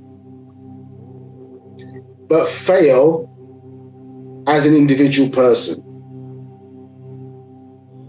Yes? Fail as individuals or as divided. The true jigsaw, remember, is what? Unity. Chaos is division. You understand? So you can see all of the kind of desires, all the things that we tend to want to do in life, and not that there's nothing wrong with that, but ultimately, you understand, when we peel all that away, yes, our purpose is to ensure that things can exist. Yeah, we manage an existence. Because within that, things can grow. Things die. And they grow again. So existence is the key. Not creation, insofar as creation is enabled by way of existence. So we say it every day, it has a lot of different meanings. It can mean what we're speaking about now, but it also talks about us as a group of people, how our success is what? Every leader we've had of substance and significance has said our strength is in our unity. Now you understand unity is truth. Unity is the true jigsaw.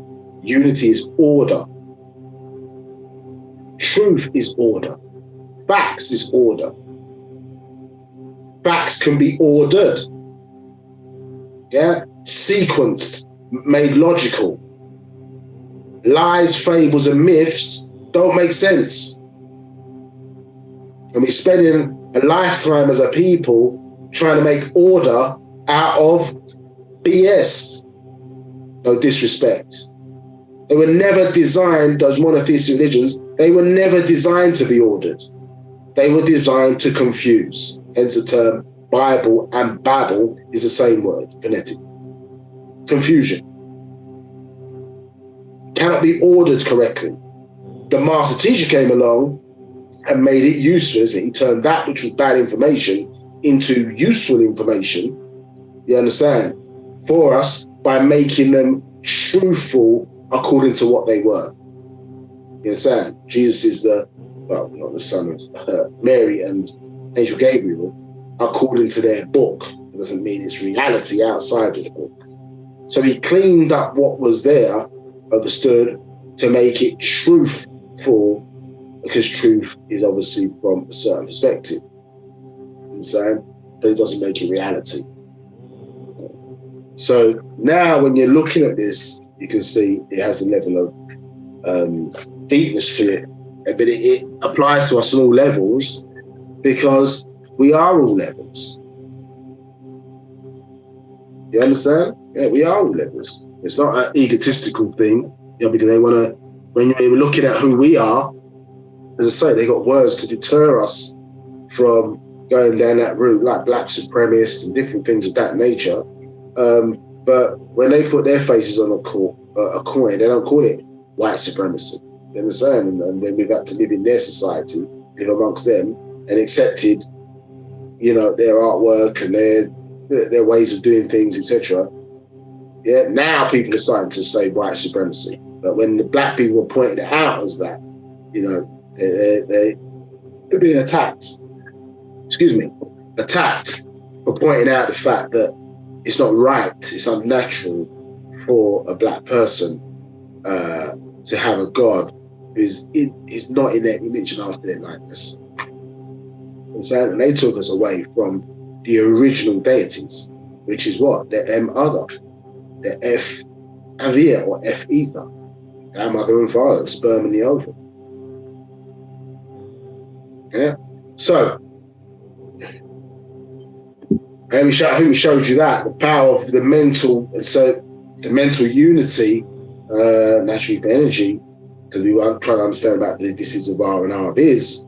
In 347, see the rule of is, the nature of is, and the purpose of is, A and all things. And the purpose of natural ether is a spark of natural life and mind energy. 348, you are the reason all exists. 349, you are the purpose all exists. 350, you are the original being. 351, you are the supreme being. Yeah, so that link back to that origin of things is who we are. The master's teacher has done a significant job, but we're battling against, you understand? I mean, probably the biggest case of self-esteem that the existence has ever seen. You understand? Where the very original beings, the supreme beings, have been tricked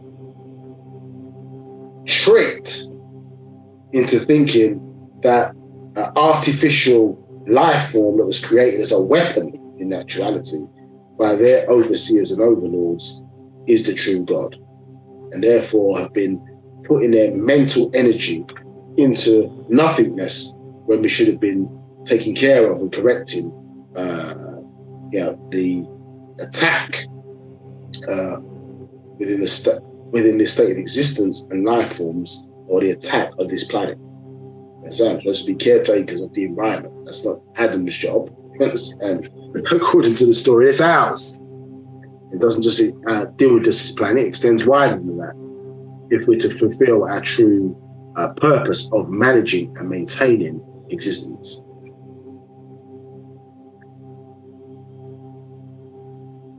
Now, let's go past this and get to where we are today. I think, what's the time there in Nabab? Okay, we're 3 o'clock. Okay, so let's get into the part of the all expanding and delve a little bit deeper. Now we've got some understanding of what we're talking about here, or at least our minds have been opened to the idea of it at least. Yeah, I think we've read this before, but it's a good time to go back over it again. So, in relation to the Nawafins or Sabians, Patarak, the way, Pa'ut, all expanding. It says, 1, Likum, my beloved.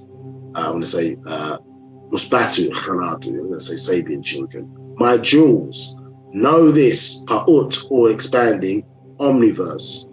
2, the whole, the omni, entirely, every one, not an amount, yet one, Pa'ut, all.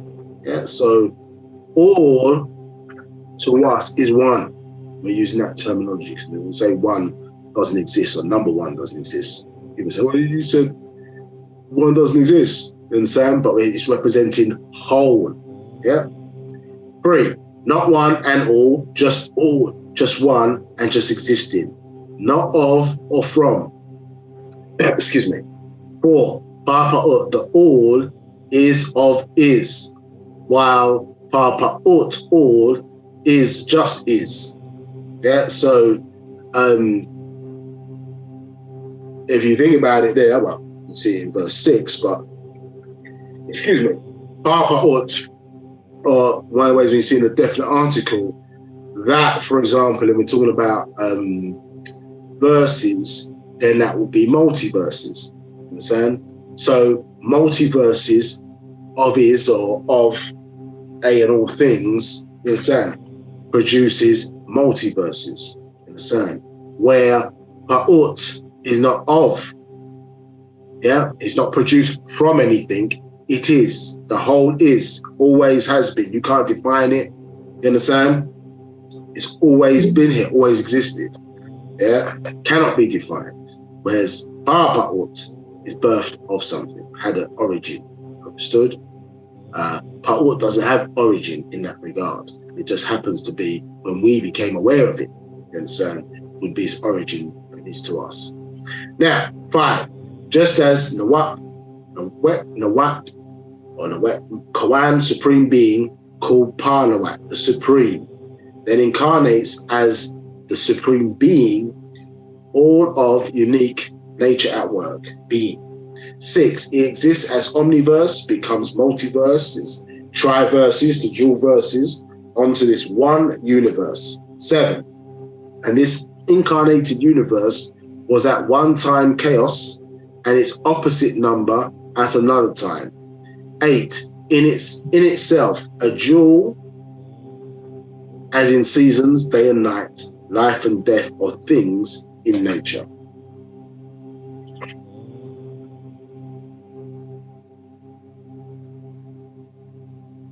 Nine, a dual verse of nature at work. This is order called cosmos. Yeah? And 10, and disorder called chaos. 11, chaos is also referred to as primordial chaos, nuntat and nun, dual from nu, omni, or source. In Sam, remember we touched upon this a little bit earlier. We give an example, as I say, of Tafaf Natat and Shuar, in the sound, or Shu, in the sound, and then preceding them is Atun. You understand? So, excuse me. What you're seeing here is that you've got the environment. You understand? And then you've got the source or purpose of the thing within the environment that's driving growth or development, in that regard, within the environment, the suitable conditions, So when, for example, in the world of things, where chaos exists, is because things exist, but they don't have purpose. Do you understand? And then when the season is correct, and these things are then given purpose or placed within some form of system, which is being the catalyst for growth, then that would be described as those things then being in order. Okay, so nu, omni, or source. The purpose for the all in all existing as multiverses, or all as omniverse. And then 13, the universal order is one part controlled as will is controlled as choice.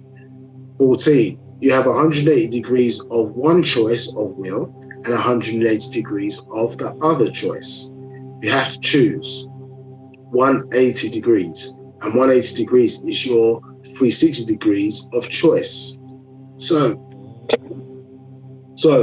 what is that choice? Well, that choice is that which you ought to do, yes, and that which you ought not to do. So that's that describing the choice. So either we're aligned with the grand plan within Pa'ut, or we can choose not to be. One is order, one is will cause chaos. 15, the same throughout all of nature in this universe of dual cosmos. 16, as in time as a point. 17, now is the time. 18, and then is time. 19, yet now is between two thens. 20, the then of the past and the then of the future. 21, so it manifests at the point of each person's now or right now. 22, that is, what am I? Or that is what I am or will do right now. What is happening between my body right now, between two called voluntary body functions and involuntary body functions. 23, such as to blink, to breathe, and others are involuntary functions. 24, yet to raise one's hand, open one's mouth, are voluntary functions. Those in between, ruled by will or choice. 25. So if the physical world has two actions, two motions, cause and effect, voluntary and involuntary functions, so it is also the mental state and spiritual realm. 26. The mind also must have voluntary and involuntary functions. 27. You can blink when you will, or you will blink if something comes too close to your eyes. 28. That is how all nature works, and all in the universe are under the will of nature. 29. Nature is the control of your fate, involuntary, or that which will happen.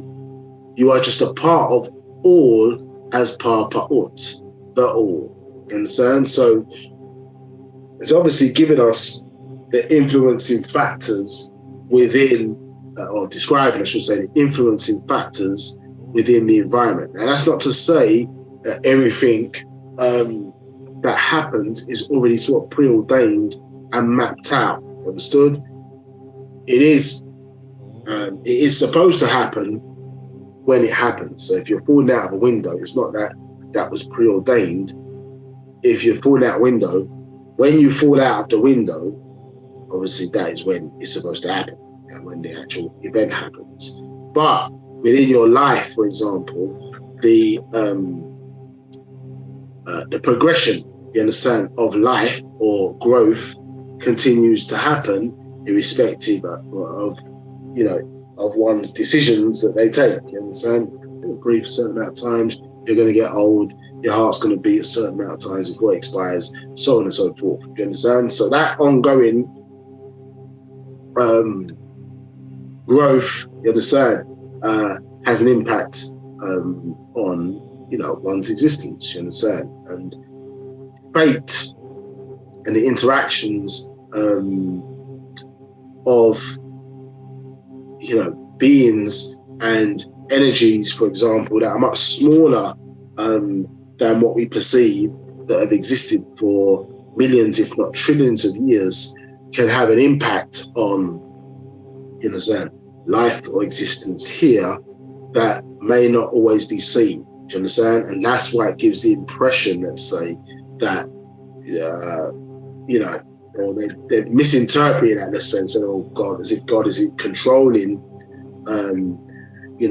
different aspects of existence, but they give the credit for the good to God and then the negative to the devil. Do you understand? But then never explain why God never intervenes in situations where righteousness or could be presented or evil prevented from happening. Do you understand? If God stepped in, he doesn't, because the interpretation of it, it doesn't exist that way. Understand? And as we know, nature is a reactive state and a set of rules that are designed to make the environment almost autonomous or self-governing. Do you understand? It's very, I'd say rare, but understand, they're not just going to intervene because it's convenient for what we may perceive, at least from our perspective, our lives. You understand? The rules are the rules, and therefore must be enacted in situations where maybe from our perception, from where we are, that doesn't seem like the right thing to do by way of our morals. Do you understand? But the rules are there to govern existence. They're not there to pacify or to enhance our lives. Hence, if you don't want to be in conflict with it, then don't make the decisions, create the environment for us where living for and by natural nature is conducive to successful living within our society that we live in. When you live in a society that is the opposite of that, this is where the problems come for us, and the lack of peaceful coexistence is this, because we're out of alignment with those new rules, and it's out of alignment for our own natural nature. So it always feels like a fight, and why this society is obviously difficult, you understand, and create illusionary opposites to create industry, to create things that they can manage within this society, create conflict, create chaos. Do you understand? By separating out individuals, because there's an industry in that. Understand? There's an industry division. Understood? Yes, as opposed to unification. So unification is much more efficient than division. Division enables them to make money. That's why the Master Teacher explained, excuse me, about the fact of obviously sex and different things in religion. Remember, you're selling more, you can sell a different Bible to, if you've got 7 sects, if you've got one sect of Christianity and everybody believes the same thing, then it's one Bible. If you've got 7 sects, then you can sell this product 7 different times over. You can sell 7 different types of uniform. Do you understand? The division makes money. Racism makes money. Yeah, that's why you got black industry, white industry, but you have Asian, based on race. So unity doesn't make them money. Division does. You understand? So this is why economists sometimes are responsible for racism and division that we see within the context of the world, or the fake world that we're living in, as opposed to, as I say, excuse me, have we align ourselves with nature or choosing not to? Now, nature is in control. Nature is in control of your fate, involuntary, or that which will happen. You're just a part of all as part of the all. Excuse me. 30. The all is all. I am exist. 31. The time is now. 9 o'clock exist. 32. And there are 2 9 o'clocks, 9 a.m. and 9 p.m. 33. So even time has become dual, or has its opposites in nature. 34. And nature is a clear and emphatic matter of working with time in cycles. 35. In this universe, it is 4 6,000 year cycles, or 24,000 years, related to the 24,000 human chromosomes, 24,000 human chromosomes, and the circumference of the Kawak-Taha planet Earth. 24 miles and the equinox. 36. 24,000 years of 12,000 years time zones of the sun crossing the equator, making night and day of equal length in all parts of the Earth.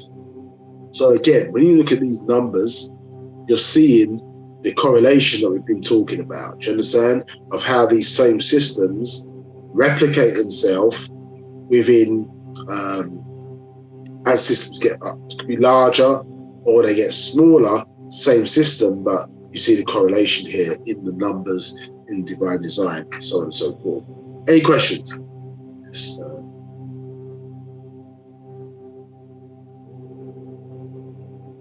Yes, there is a question, and the question is from Ankamun. The question is, I see from the picture just shown that the HAR1 gene is based on the RNA and not the DNA. Can I have some clarity?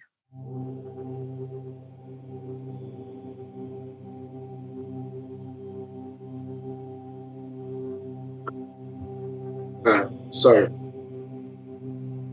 I've not heard it described in that fashion. Obviously, excuse me, when you talk about RNA is the RNA basically interprets.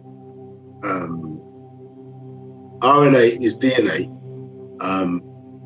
that interprets the DNA based upon the environment that it is within. Do you understand? So, the programming, would be in the DNA, you understand, or placed within the DNA structure, which it was placed on the 20th chromosome. So this enables, within the morphogenetic field, it should mean that what it would have meant, I should say, at that time, any Nagaru born, understood, would have had HAR1 on the 20th chromosome. Is that understood? Yes? How it then is extended, because on that diagram, it relates to, a discovery by Mukasu scientists, understood, showing that when they looked at the timeline of how species had evolved on this planet, it had become clear that there was intervention in the genome that had caused human beings' evolution to have sped up over and above the animal kingdom. Do you understand? So what was being compared there in the diagram, it wasn't our diagram, but it's just to show the point.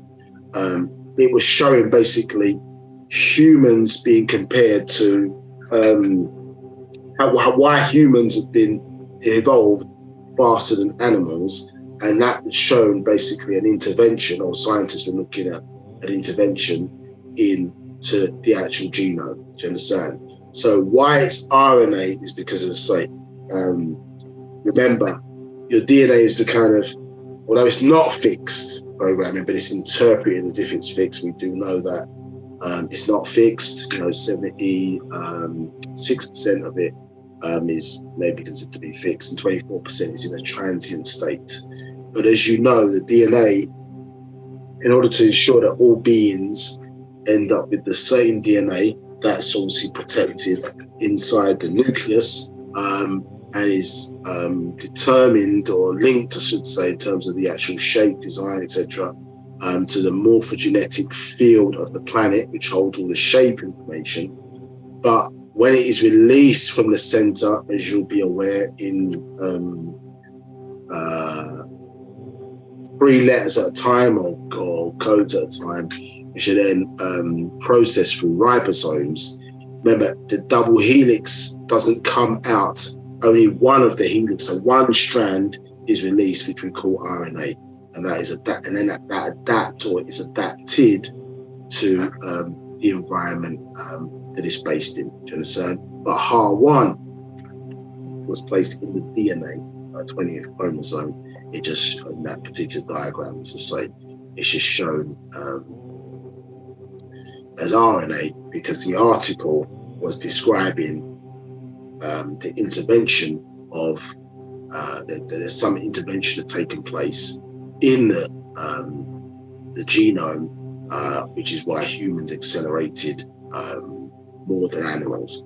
So that was the proof for confirming our doctrine, which is where,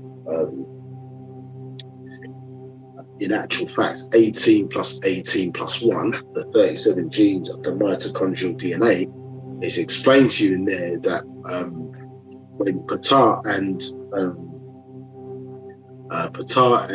Inki, or Nudimud, came together, remember, excuse me, in order to hide the virus within the genome, when the Mukassu was being created, they had to make the DNA circular.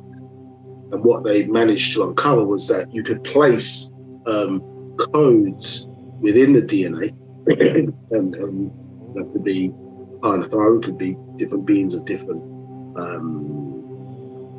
species who have that level of technology, and they could be placed in a way, which is the best way maybe to describe it, is interdimensionally.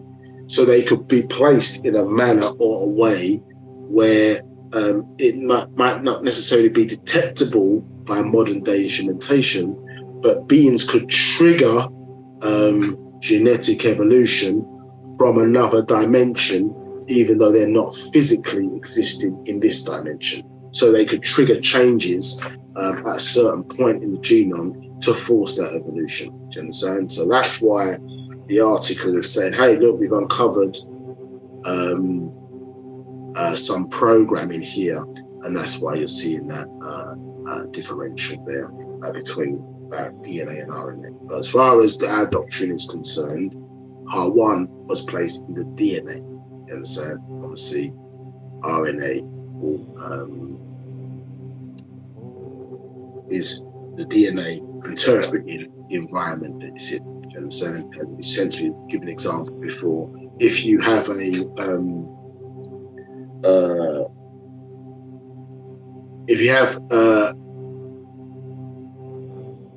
let's say a family of pharmacists, you understand, and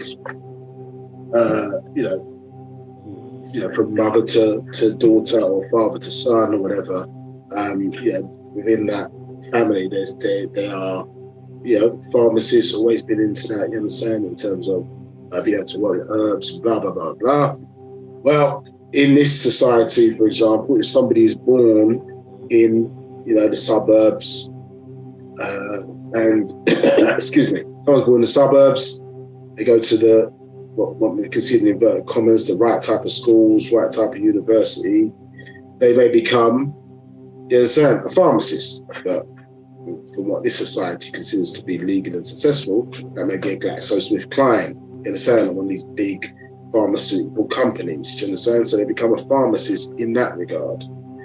Somebody who's then the same DNA, understand, born in not so good environment, understand, council estates, in the ghettos, projects or whatever, understood, and it goes to what society makes it to be less successful or the wrong type of schools, they become another type of pharmacist, understand, a street pharmacist, understood? Both of them are pharmacists, it's just that the RNA has interpreted, the RNA is interpreting the DNA based on the environment we're in. Hence why environment's important. So in order for that HAR1 to be effective, understood, environmental factors or being in the right environment is very important. Do you understand? And what's happened is that through other races mixing in with our genes, they have now got some versions of HAR1 has appeared in other races. And that was never the plan. Any other questions? No other questions.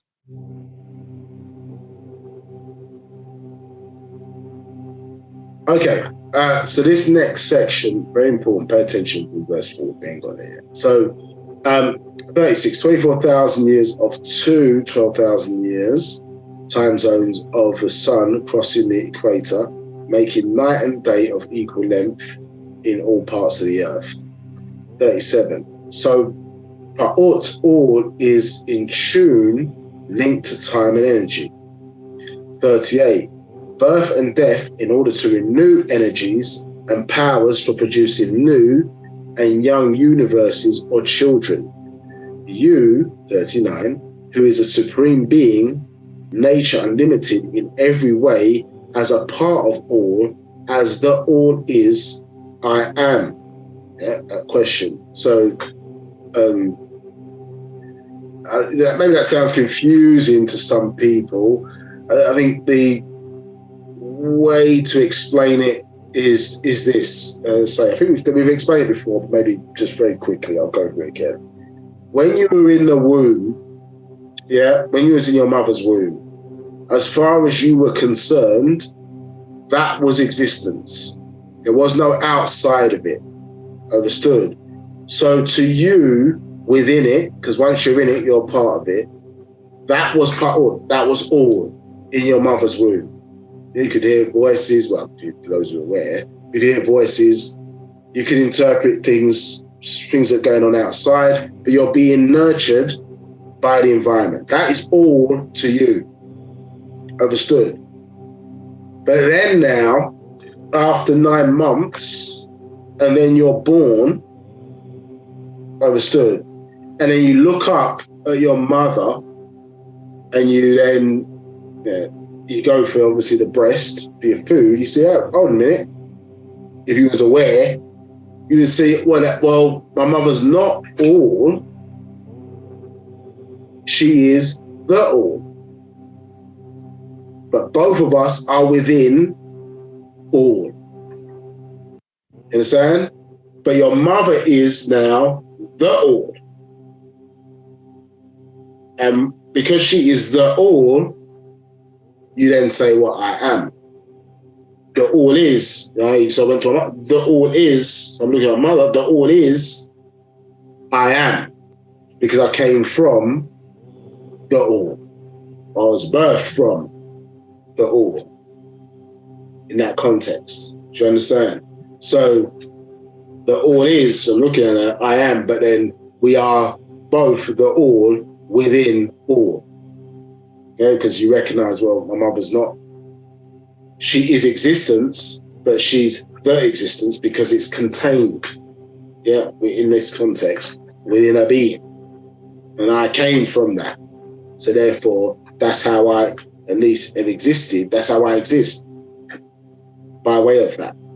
You understand? And that awareness, obviously, of who you are as part of that journey through your mother's womb. Do you understand? But then you recognize that you're both within all, or within existence. So this omni-existence, but there's no outside of that. You understand, in that regard? So therefore, no definite article, because it sits within, therefore makes you part of. 40. As omniverse, you are all space without need of movement or growth. Let me say that again. 40. As omniverse, you are all space without need of movement or growth.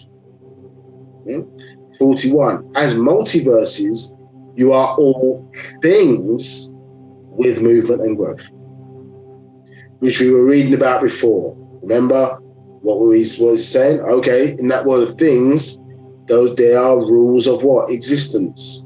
The rules of existence are what? Being, becoming, became. The ing denotes movement. So, isn't it?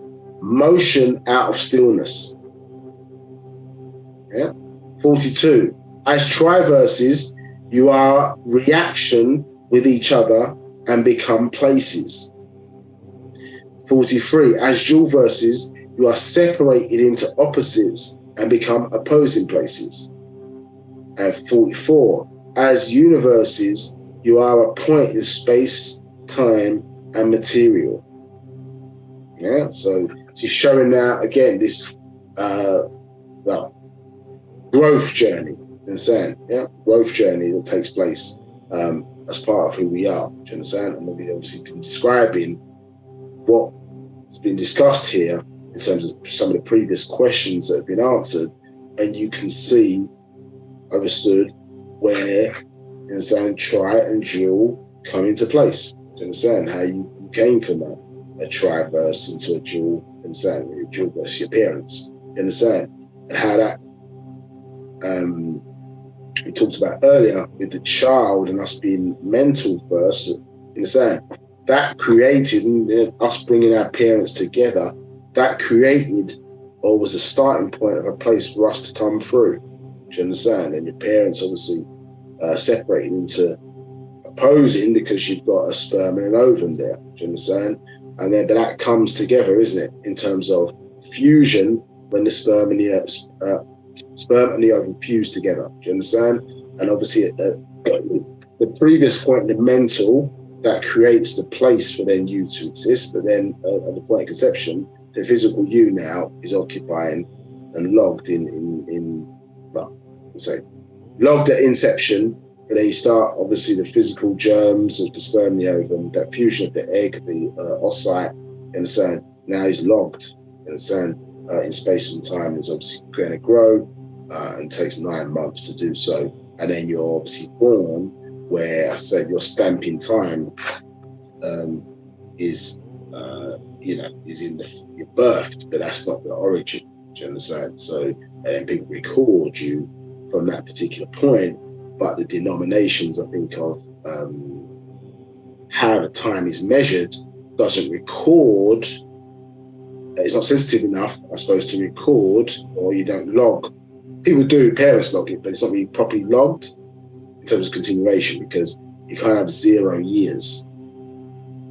Yeah, so when someone asks you how old you are, you say, well, I'm 40 or I'm 50 years. Do you understand? Well, what was you before year 1? Do you understand? So year 1 should really start from when you're born. You should be 1 at that point.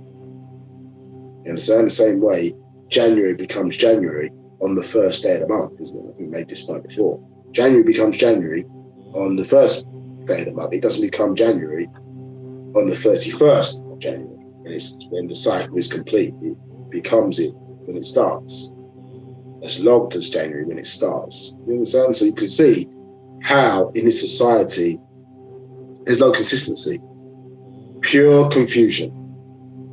Yeah, every time. There's no consistency in the rules. There's no order. It's just designed to frazzle the mind, so that those who dwell in chaos can have an opportunity to control people. You understand? Sometimes they don't even know they're being controlled. Now, 45. As such are in fact all time during your existence of countless supreme beings of nature, once in tune with your tone. 46. Do not, as those of us who have been fooled, take nothing as something and call it by a name such as God, Yahweh, Jah, or Allah. This is what we've been speaking about all this class, isn't it? You understand? Don't take the nothingness, the world of things, and treat it as something, and put these mythological names against it. You understand? Because, and so, when you start applying those rules, you understand, their mythology starts falling apart.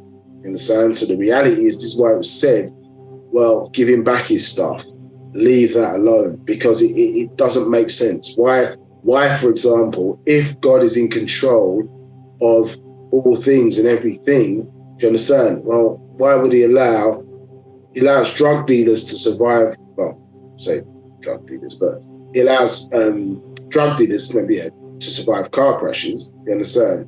But then, an innocent child who's sick, that child is allowed to die.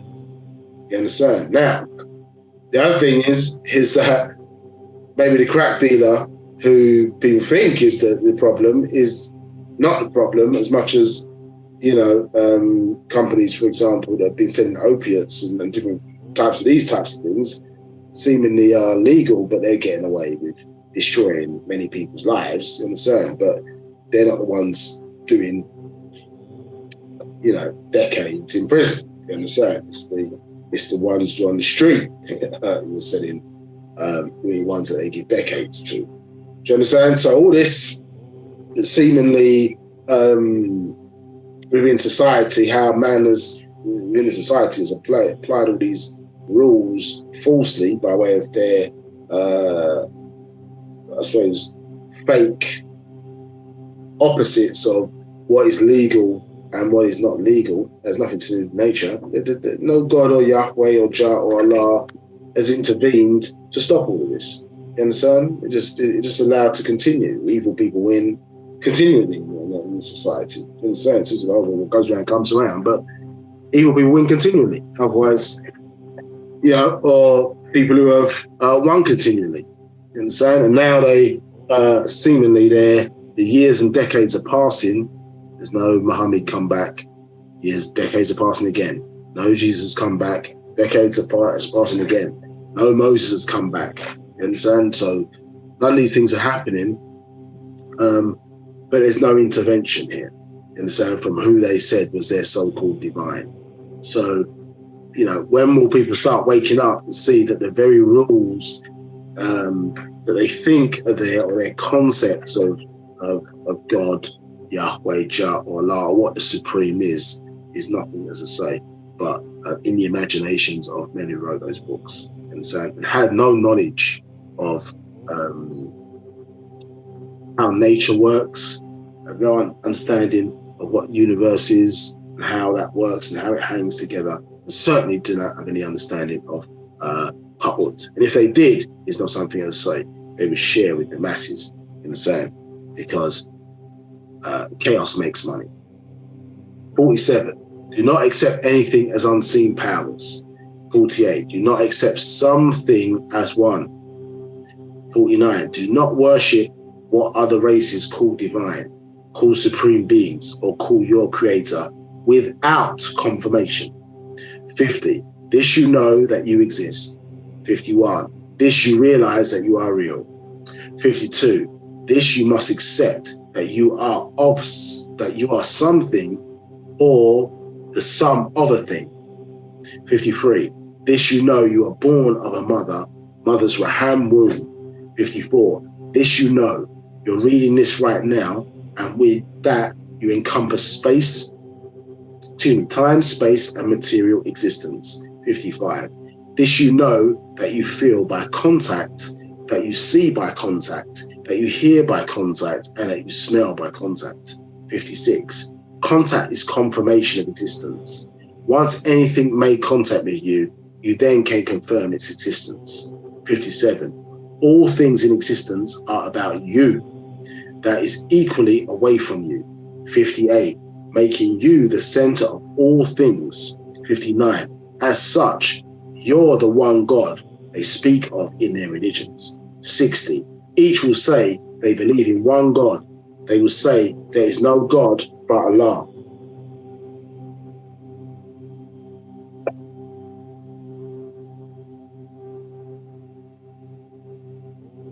No other God beside him. 61. Not even hearing what they really say, which is their choice of which God or God and devil, Satan or Shaitan. 62. Yet they make them an equal to their one God, Allah, by the very statement. 63. Never to the ungod being. They have the ability to make the choice to reject him. 64. Yet the God or Allah or Jah or Yahweh El that you cannot reject or make an equal to is you and you alone. 65. You're unique, even if you have an identical twin. 66. Time makes you both unique. Which one came into this physical world first, at that moment makes you unique. 67. So you are the one true unique God, and as such, all things look at you all. 68. Things surround you, and you choose by your will to which or whom you gravitate or accept. 69. Know also that you are opposites. 70. There are other beings who have come to this world from other worlds, much, much older than this world. 71. Some good, others not so good. 72. Many worship them as gods, and they fight and the war to rule this planet, as did others. 73. Now, if by chance someone or thing bumps into you, not of your will or choice, contact again confirms you as a being. 74. By being there, which to you is here, and you become here to them, by you being there. 75. Nothing would exist if you did not exist. 76. That is to you. 77. All things came into existence with you, even you. 78. So you're a supreme being, Parpa'ut, the all. 79. You make a reality real in your own world of choice, and the moment you give that up by faith versus fact in those other beings from other worlds, you change your divine fate as a God being and become a devil being. That is attempting to alter fate as it is and will be. So we can see there, which I think we were said previously in these classes, that you cannot choose your religion. You cannot choose it. It's related to who you are or who you were designed to be. Yeah? So, if you think about it, if you were a farmer and you plant a seed, a tomato seed, tomatoes are going to grow. You understand? That's just how it is. You understand? Because within the seed is the, that's the power of the egg, or the power of the seed, is that all that was needed, all that was necessary, is contained within the design. The tomato can't basically, at that point, change into a carrot. Or live as a carrot. It follows its ascension or growth path, because that's what it is. But however, us now, this whole thing of having to have a master teacher come in and teach and all this stuff is because we're away from our growth path. We're acting other than self and kind. This is why we're sick, unnatural. And even here it calls us, we're the devil to ourselves. Or even the devil in the environment, because we're being other than self and kind, other than what nature expects us to be. Yeah. So that is what makes us fake. And we have words now, isn't it? Imposter syndrome, people are using these type of terminology to describe the psychological damage that's been done to the Negroid, particularly in the Western Hemisphere, that has now stretched over to the East, mainly by way of religion, but perpetrated through the media. So, it says you change your divine fate as a God being and become a devil being. And it's another reason how people can lose their soul is when you're not in control of the decision making. Yeah, and that soul is described, that link that we were talking about earlier. So when external or internal, but when certain forces are making you make those decisions. So if you was addicted to alcohol or drugs or something like that, your fate is being altered because your addiction now, you're no longer in control of your decision making. So therefore one loses your soul, you lose your divinity. But can it be restored? Yes. You understand? Hence, when people forcibly mixed in with our genes, it changed our fate. Yeah, because a being now is trying to alter, you understand, our vibrational frequency by meshing in genes that originally necessarily wasn't supposed to be in there. Now, if you made that choice, that's something different. But in slavery, they tried to alter, or the kidnapping, they were altering and successfully altered, in my view, the being that was there, isn't it? By creating this the Negro. Yeah? Looked like supreme beings, but had their mindset. You understand? It was mentally dead, connection cut off, not even wanting to find out who their true ancestors was, or seeking confirmation, you understand, of who and what divine or divinity or this God being really was. Yeah, until the master teacher came along in 63. Now, it says 80. Yeah, so becoming a devil being, that is attempting to alter fate as it is and will be. 80. To make fake fruit is a devil.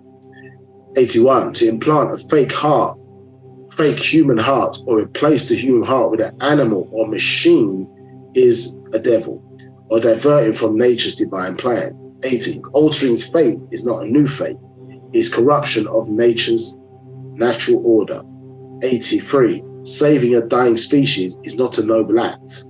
84. It is an interference with nature's natural order.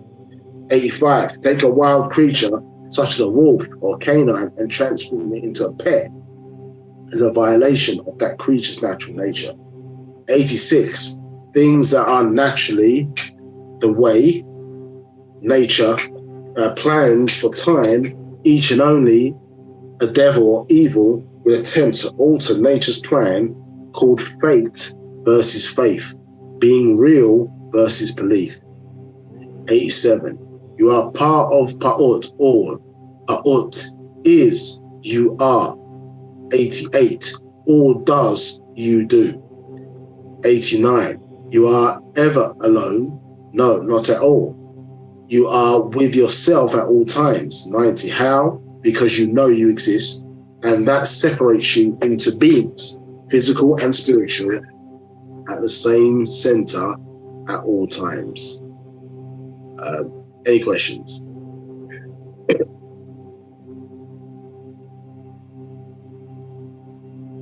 Yes, there are a couple of questions.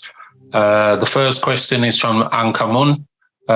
So depending on the environment which is governed by the RNA, the HAR1 gene will become triggered or become active in the DNA. Is that correct? So read that question again. So depending on the environment which is governed by the RNA, the HAR1 gene will be triggered or become active in the DNA. Is that correct? No. So the HAR1 gene is triggered by the dimensional shift. So it's triggered by external factors within the environment. Because the HAR1 gene, remember, connects within the dimensional shift. Remember, HAR1 the planet is interconnected, isn't it? Our twin planet here, Ptah-Nun, or Earth, is connected to Razak or Rizq, understood? And the Ha1 gene allows us basically to transition from here to there, do you understand? So that basically is the external trigger. What I was explaining previously was that when they made that, discovery, when they worked on that discovery with the mtDNA, all it meant was that they could trigger, so beings, i.e. Parnatharan, for instance, could trigger explosions within the DNA or switch DNA on and off, and they don't necessarily have to exist in our universe to do so. Do you understand? So the trigger is coming from external factors. In this context, the environment factors for HAR1 are being triggered by a season, which is the dimensional shift, which happens to align with the equinox. Understood? So it allows that connection from us to our ancestors. That is what HAR1 triggers. Do you understand? It's just that, as I say, within us in this day and time, the RNA is going to interpret it based on the environment that we're in today. Do you understand? How we're living today, as opposed to if you were living thousands of years back, it would interpret it based on that environment. Do you understand? Here in this day and time, where the genes have tumbled forward and the number of environmental factors are different, so therefore the R1, the Heart-1 is going to basically be how it interprets it is going to be different. Hence why you need a master teacher who understands that, and so therefore tailors the message and prepares us for that transformation in the day and time we're in. Hence why they birth the being amongst you to learn who you are. Then they can tailor what needs to be done accordingly, or maybe put some slight tweaks to ensure that, let's say, at the appropriate time, that gene is not only triggered but works in the way they expect it to do so.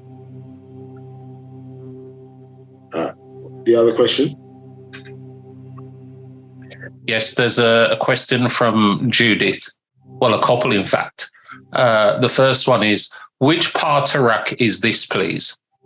It's called Partarak, the All Expanding. There's a Parpaut.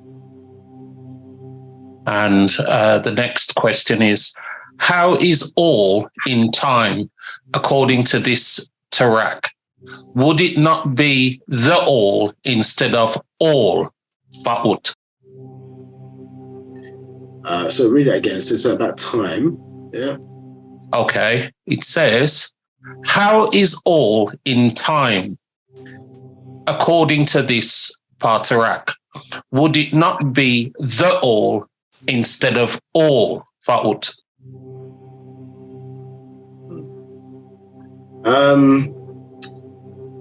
So maybe if I'm interpreting your question correctly. So in time, so time would not apply to all, because when you go back, remember what we just read, it said, remember, there was no motion, isn't it? Yeah. So it says 40, yeah, as omniverse, you are all space without the need of movement or growth. So effectively, in order to have point of reference within time, you need motion. Do you understand? Because when you reverse the word time, you get the word emit, correct? Yeah, so emit is a starting point of growth, or from a point of origin there. So all doesn't have origin. Yeah, doesn't have origin. Origin is within all.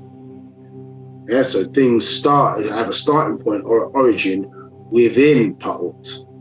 Hence, at that point, then of login, then that will become the something or the this. And in the case of multiverses, then it becomes the definite article comes at the point of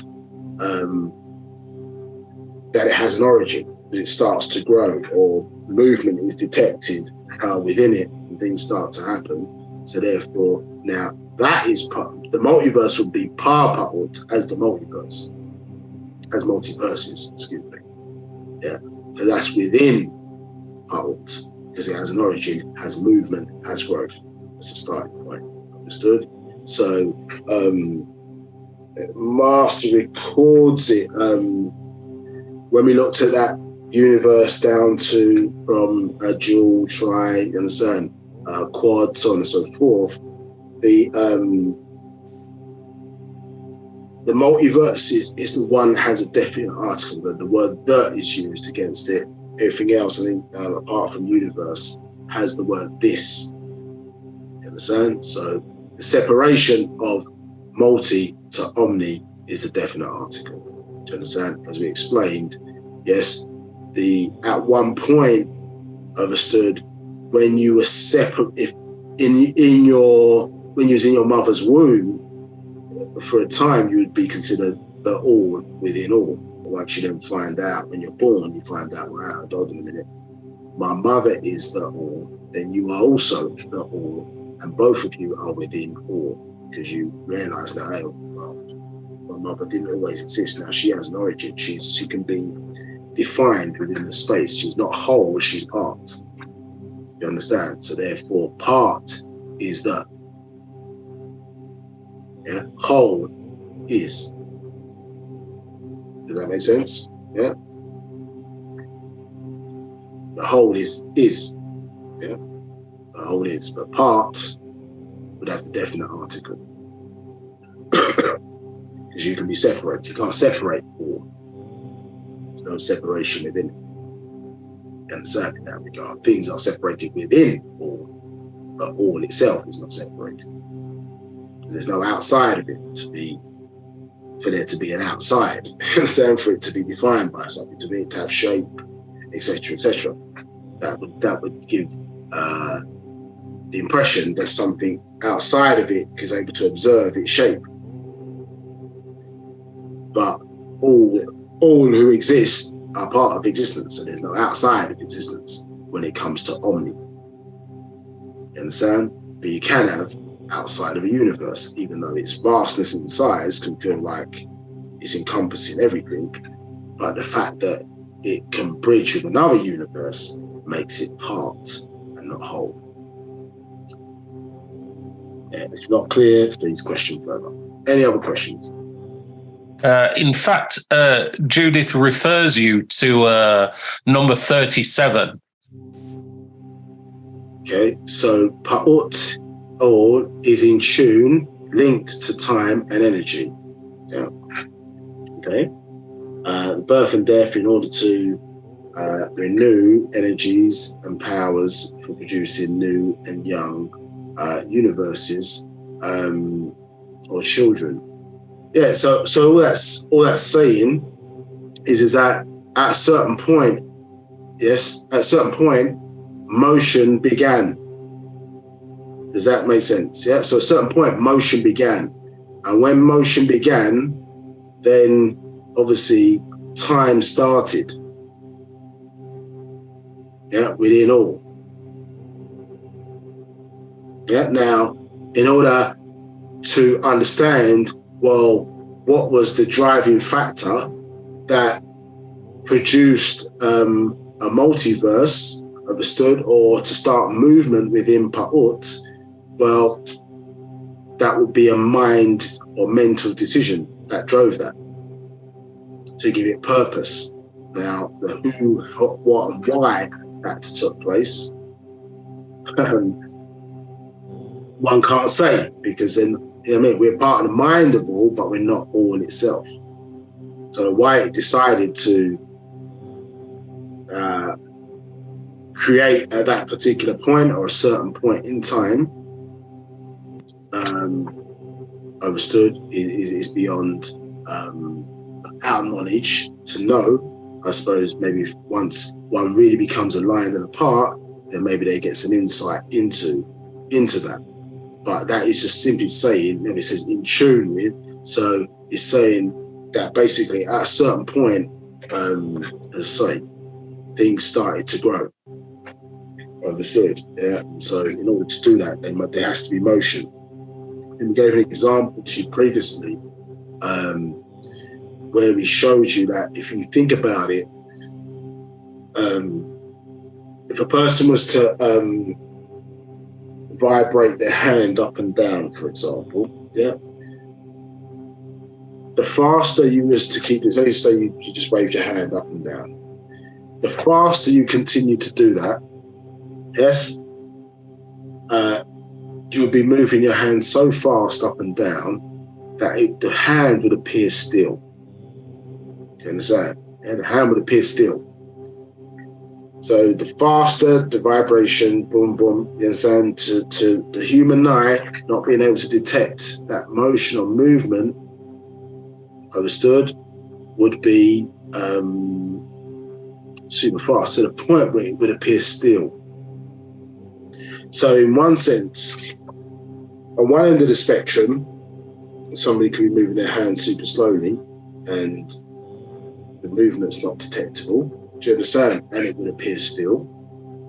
In another direction, you understand, which denotes more energy. So if we move our hand really slowly, that's less energy, isn't it? If we were to move our hand incredibly fast, you understand, that would be a tremendous amount of energy. It would be increasing in energy. And that vibration this morning, the faster it got, understood? Yeah, that would be the most energy for that situation that could be created, but it would appear like it's not moving. So at a certain point in time, understood? Yes, or in a sense, within itself, decided to slow down or create or start to slow down this vibration. You understand? And at that point, time was created and, energy was birthed out of basic energy. You understand? Because things started to slow and continue to slow down in vibration to the point where we find ourselves now at the slowest point of vibration. Do you understand? So that's why I say in tune or linked in that regard. Understood? Yeah, because it's where growth is starting from, which obviously is explained then in 38. Yeah, birth and death in order to renew energies and powers for producing new and young universes or children, you, do you understand? So this is where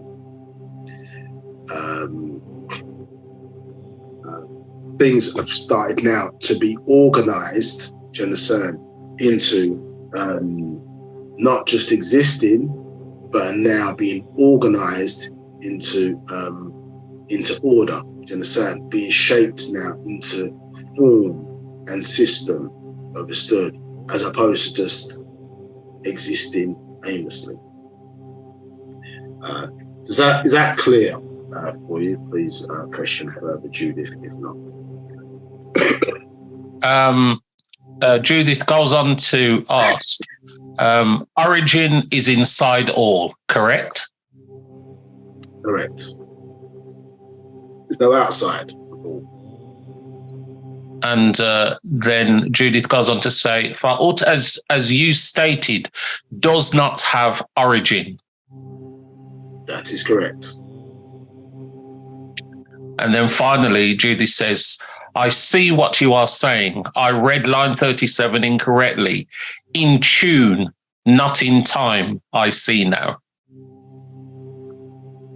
Yes, correct. Yeah, correct. Yeah, so in order for time, so space, matter, and time is that original triad, isn't it? Do you understand? So space, matter, and time. So to make up existence, you need space, matter, and time. Now, at a point, did all create existence? Well, you understand? Yes, it did, but then that would make all not existence. So, do you understand? There is, from our being a part of it, there's no outside of it. Existence is the I don't know what the word to use mathematically, but it's the lowest common denominator, or if you're going to say it's the highest common denominator. There's nothing smaller than the parts within existence, but they're sitting within, the things are sitting within an environment, do you understand? Which we're calling pa'ut, do you understand? But then people then must say, well, what is pa'ut then? Well, pa'ut is A in all things, do you understand? Which make up the whole. But ultimately, it's mind power that's driving that. You understand? It's mind power that's driving that. You understand? And, you know, we, as the children, understood, give pa'ut the ability for it to study itself. Do you understand? So we become the senses of pa'ut, that each one of our own existence are the senses of pa'ut, and our own individual expansion. When we expand and contract mentally, we make all that much greater through looking at existence through our eyes. You understand? So that's how part makes the whole greater, or that's how part informs whole as a part.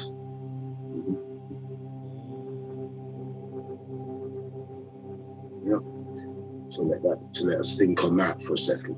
You understand? Yeah. So it has the ability to perceive itself through us,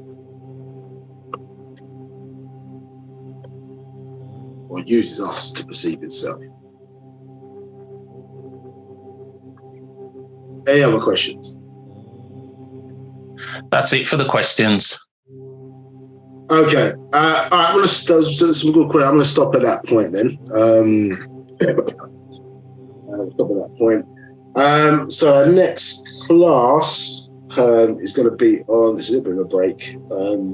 It's on the 22nd of January. Yeah. So it's about a month away. Just over. Well, we'll continue this, so obviously let the stuff that we've said marinate, and we'll get the videos out this week so you can go back over some of the stuff that we've been thinking about. So some very good questions, obviously kicking in, and we're thinking inside the doctrine.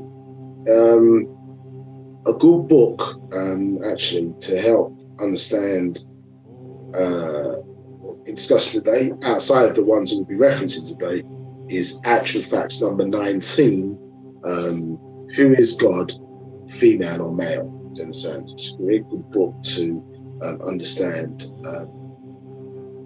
what is being discussed here, and simplifying it to some degree is accepting the fact of who you are. So studying yourself and your own journey obviously will help you understand what is being expressed here. There's a pattern that we're looking at here. You understand? Negating you in the equation will keep you confused. Do you understand? So the fact of the matter is, whilst it may be difficult to accept, you have to accept what's being expressed to you. It's telling you you're supreme being. It's telling you you're these things for a reason. You understand? Because the way things have been ordered,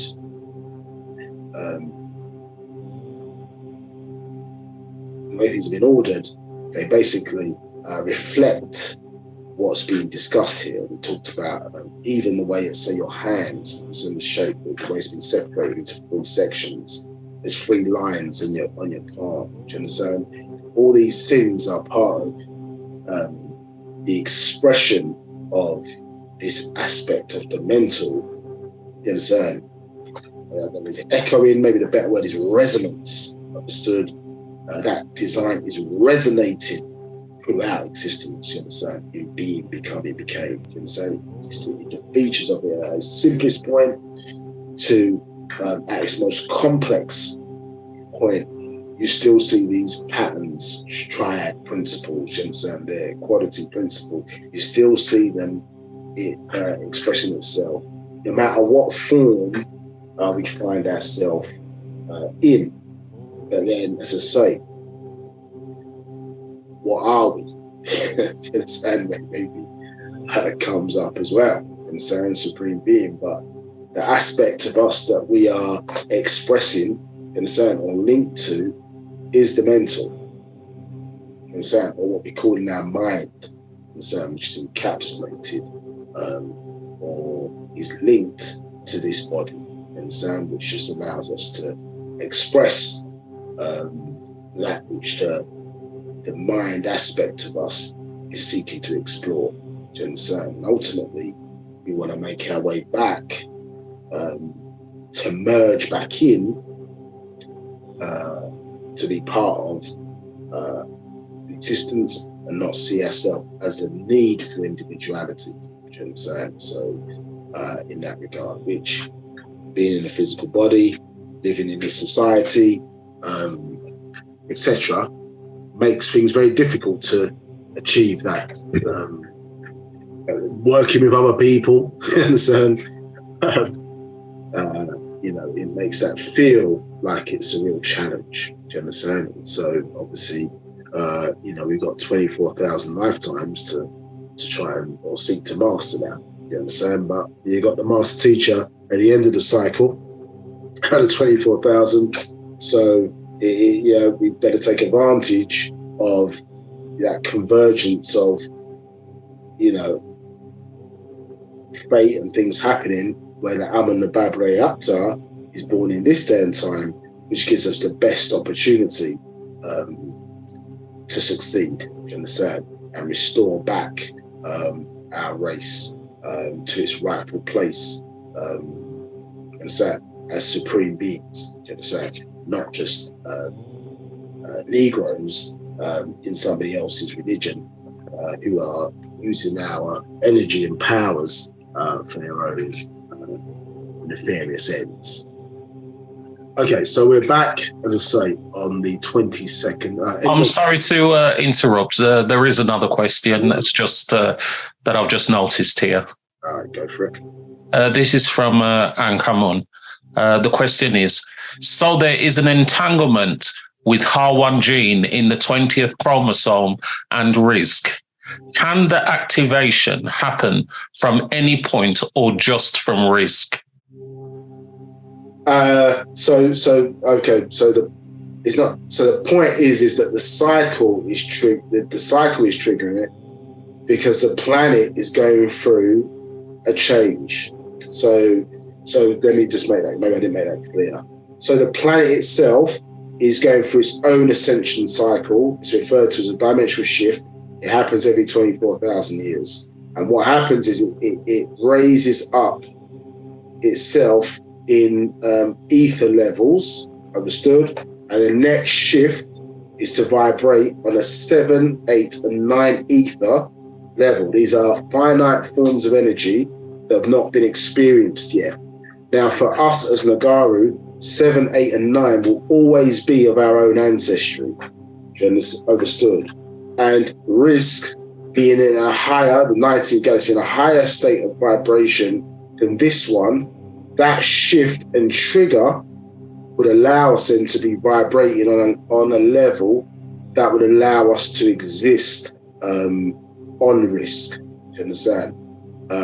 Which is why you have words like worthy and things of that nature. But the shift in vibrational level is what then will enable us to then move between the two. So when you say, is it triggered from risk? Obviously, ultimately, yes, but for your question is saying, no, the planet is going through the shift. As we are linked to the planet, we are therefore going through the shift. What our ancestors did as a Natharu, they placed in us the mechanism that allows us to all of the mechanisms necessary to allow us not only to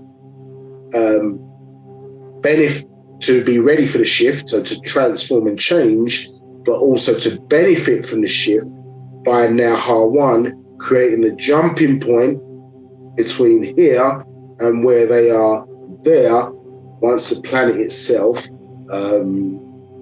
goes through its dimensional shift or evolutionary, or say revolutionary cycle. You understand? We would then have the ability then to shift in that regard, in line with nature's cycles. So as we are going through our own essential journey, the planet has its one. So that trigger is from there. You understood? So we sink in with the natural cycles. That's why you have the Nabab Reactor born to prepare us for that time. Dimensional shift is just one aspect, remember, of a number of different things culminating or going on at the same time. The alignment, for example, with or making sure that any of our ancestral energy of people who have previously passed and their energy was trapped in some of these lower realms, the golden children, all as part of these changing cycles to remove that energy from these lower elements and make sure that they are back and aligned with us, you understand, when we shift to these higher states of liberty, and therefore there will be no way for these lower cycles to have any connection or interference with us, because we would have shifted to 7, 8, and 9 ether. They don't have the apparatus, only females vibrating up to 6 ether. They wouldn't have the apparatus to gain entry into these higher states of existence. So, answer your question, the trigger is the planet going through its cycle.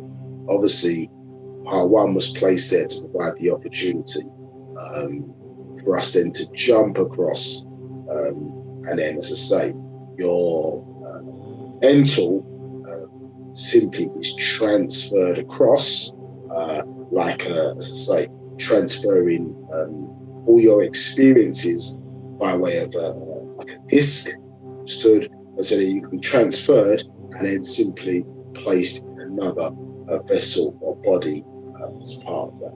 Do you understand? So not necessarily have to physically make the change, but your consciousness, sometimes your experiences will be transferred across by way of that shift. So that's what the R1, but one of the things that R1 enables us to do. It's, as I said, if you think about it, all ties up, because specifically they cut off that pathway willfully because some of of us at that time were too material, you understand? And so to stop them affecting higher planes, that mechanism that previously linked to them was closed. So this is an alternative to do the same thing. Any more questions?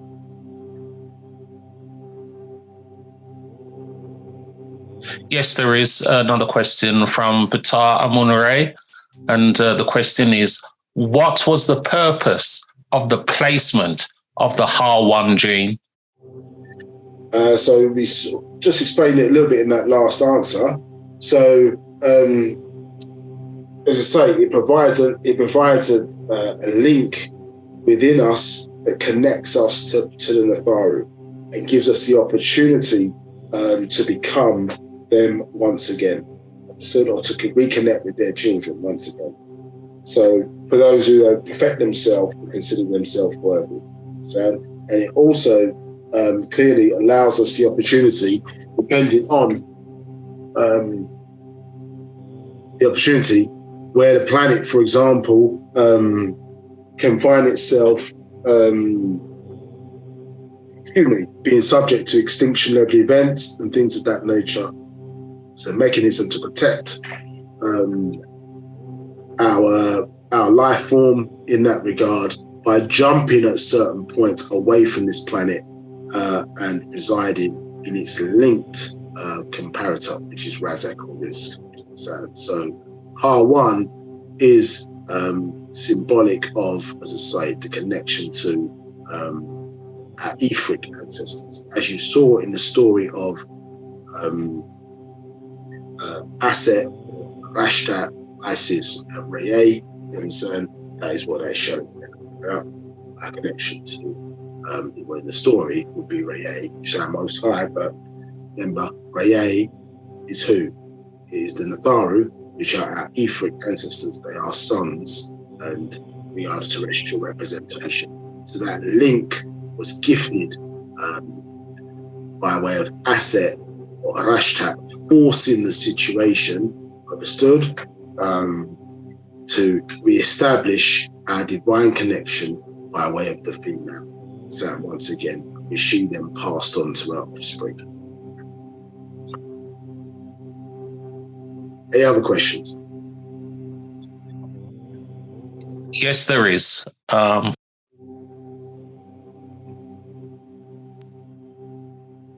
The question is from Pata Amun-Ray, and the question is,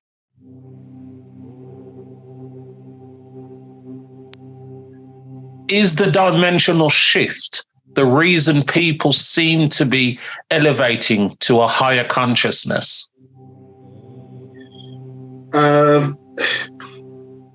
Yes, in part, yes.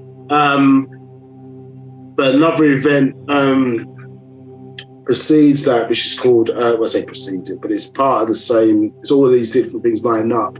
So it's called Procession of the Equinox.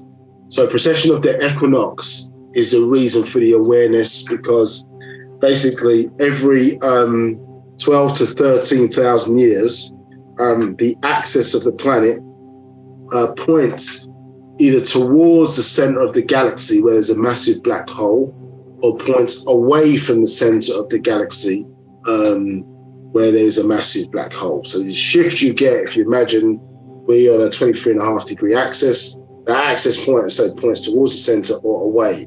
Depending on the direction it's facing, it affects the type of energy that's hitting the planet Earth. So in this next cycle of change, we are moving from pointing away, the axis pointing away from the center of the galaxy, to now pointing towards the center of the galaxy, and that won't reach its apex, so fully pointing towards for another 6,000 years. Understand? Now, when that happens, basically there's a central sun 600 miles in diameter at the heart of our planet. And what happens is when that shift starts to take place, a double helix style energy emits from the center of this sun to the surface of the planet, and it starts to go back and forth. Do you understand? Now, the planet or the sun represents Nut or Natat, who is female in this context, and the surface of the planet represents the male as Gibab or Sabab. So there's a male and female interaction. Understood? Now, that energy point where the concentration of that energy takes place was in Saudi Arabia. Understood? And what happens is every, as I say, 12 to 13,000 years, it shifts location. And in this context, it's shifting back to Africa. There's a back and forth that takes place, this double helix energy, between the surface of the planet and the central sun, till the point where it basically reaches an apex. And for lack of a better word, the planet, because it's male and female interaction, the planet has an orgasm. Understood? And so that's the awareness that you're talking about, where people feel, okay, I need to go back to church, or I need to go back to the synagogue or the mosque or whatever. They're interpreting the need to find out more about themselves, seek their divinity as and interpreting it as that, but that's what's taken place. That awareness of the planet getting ready to shift, understood, to a higher state of existence is part of that process that takes place. So the 26,000 year, or well, now it's 26,000 years, procession of the equinox, which is what 2012 is about, is the awareness that you're seeking. It's the rise of the female back to power. Understood?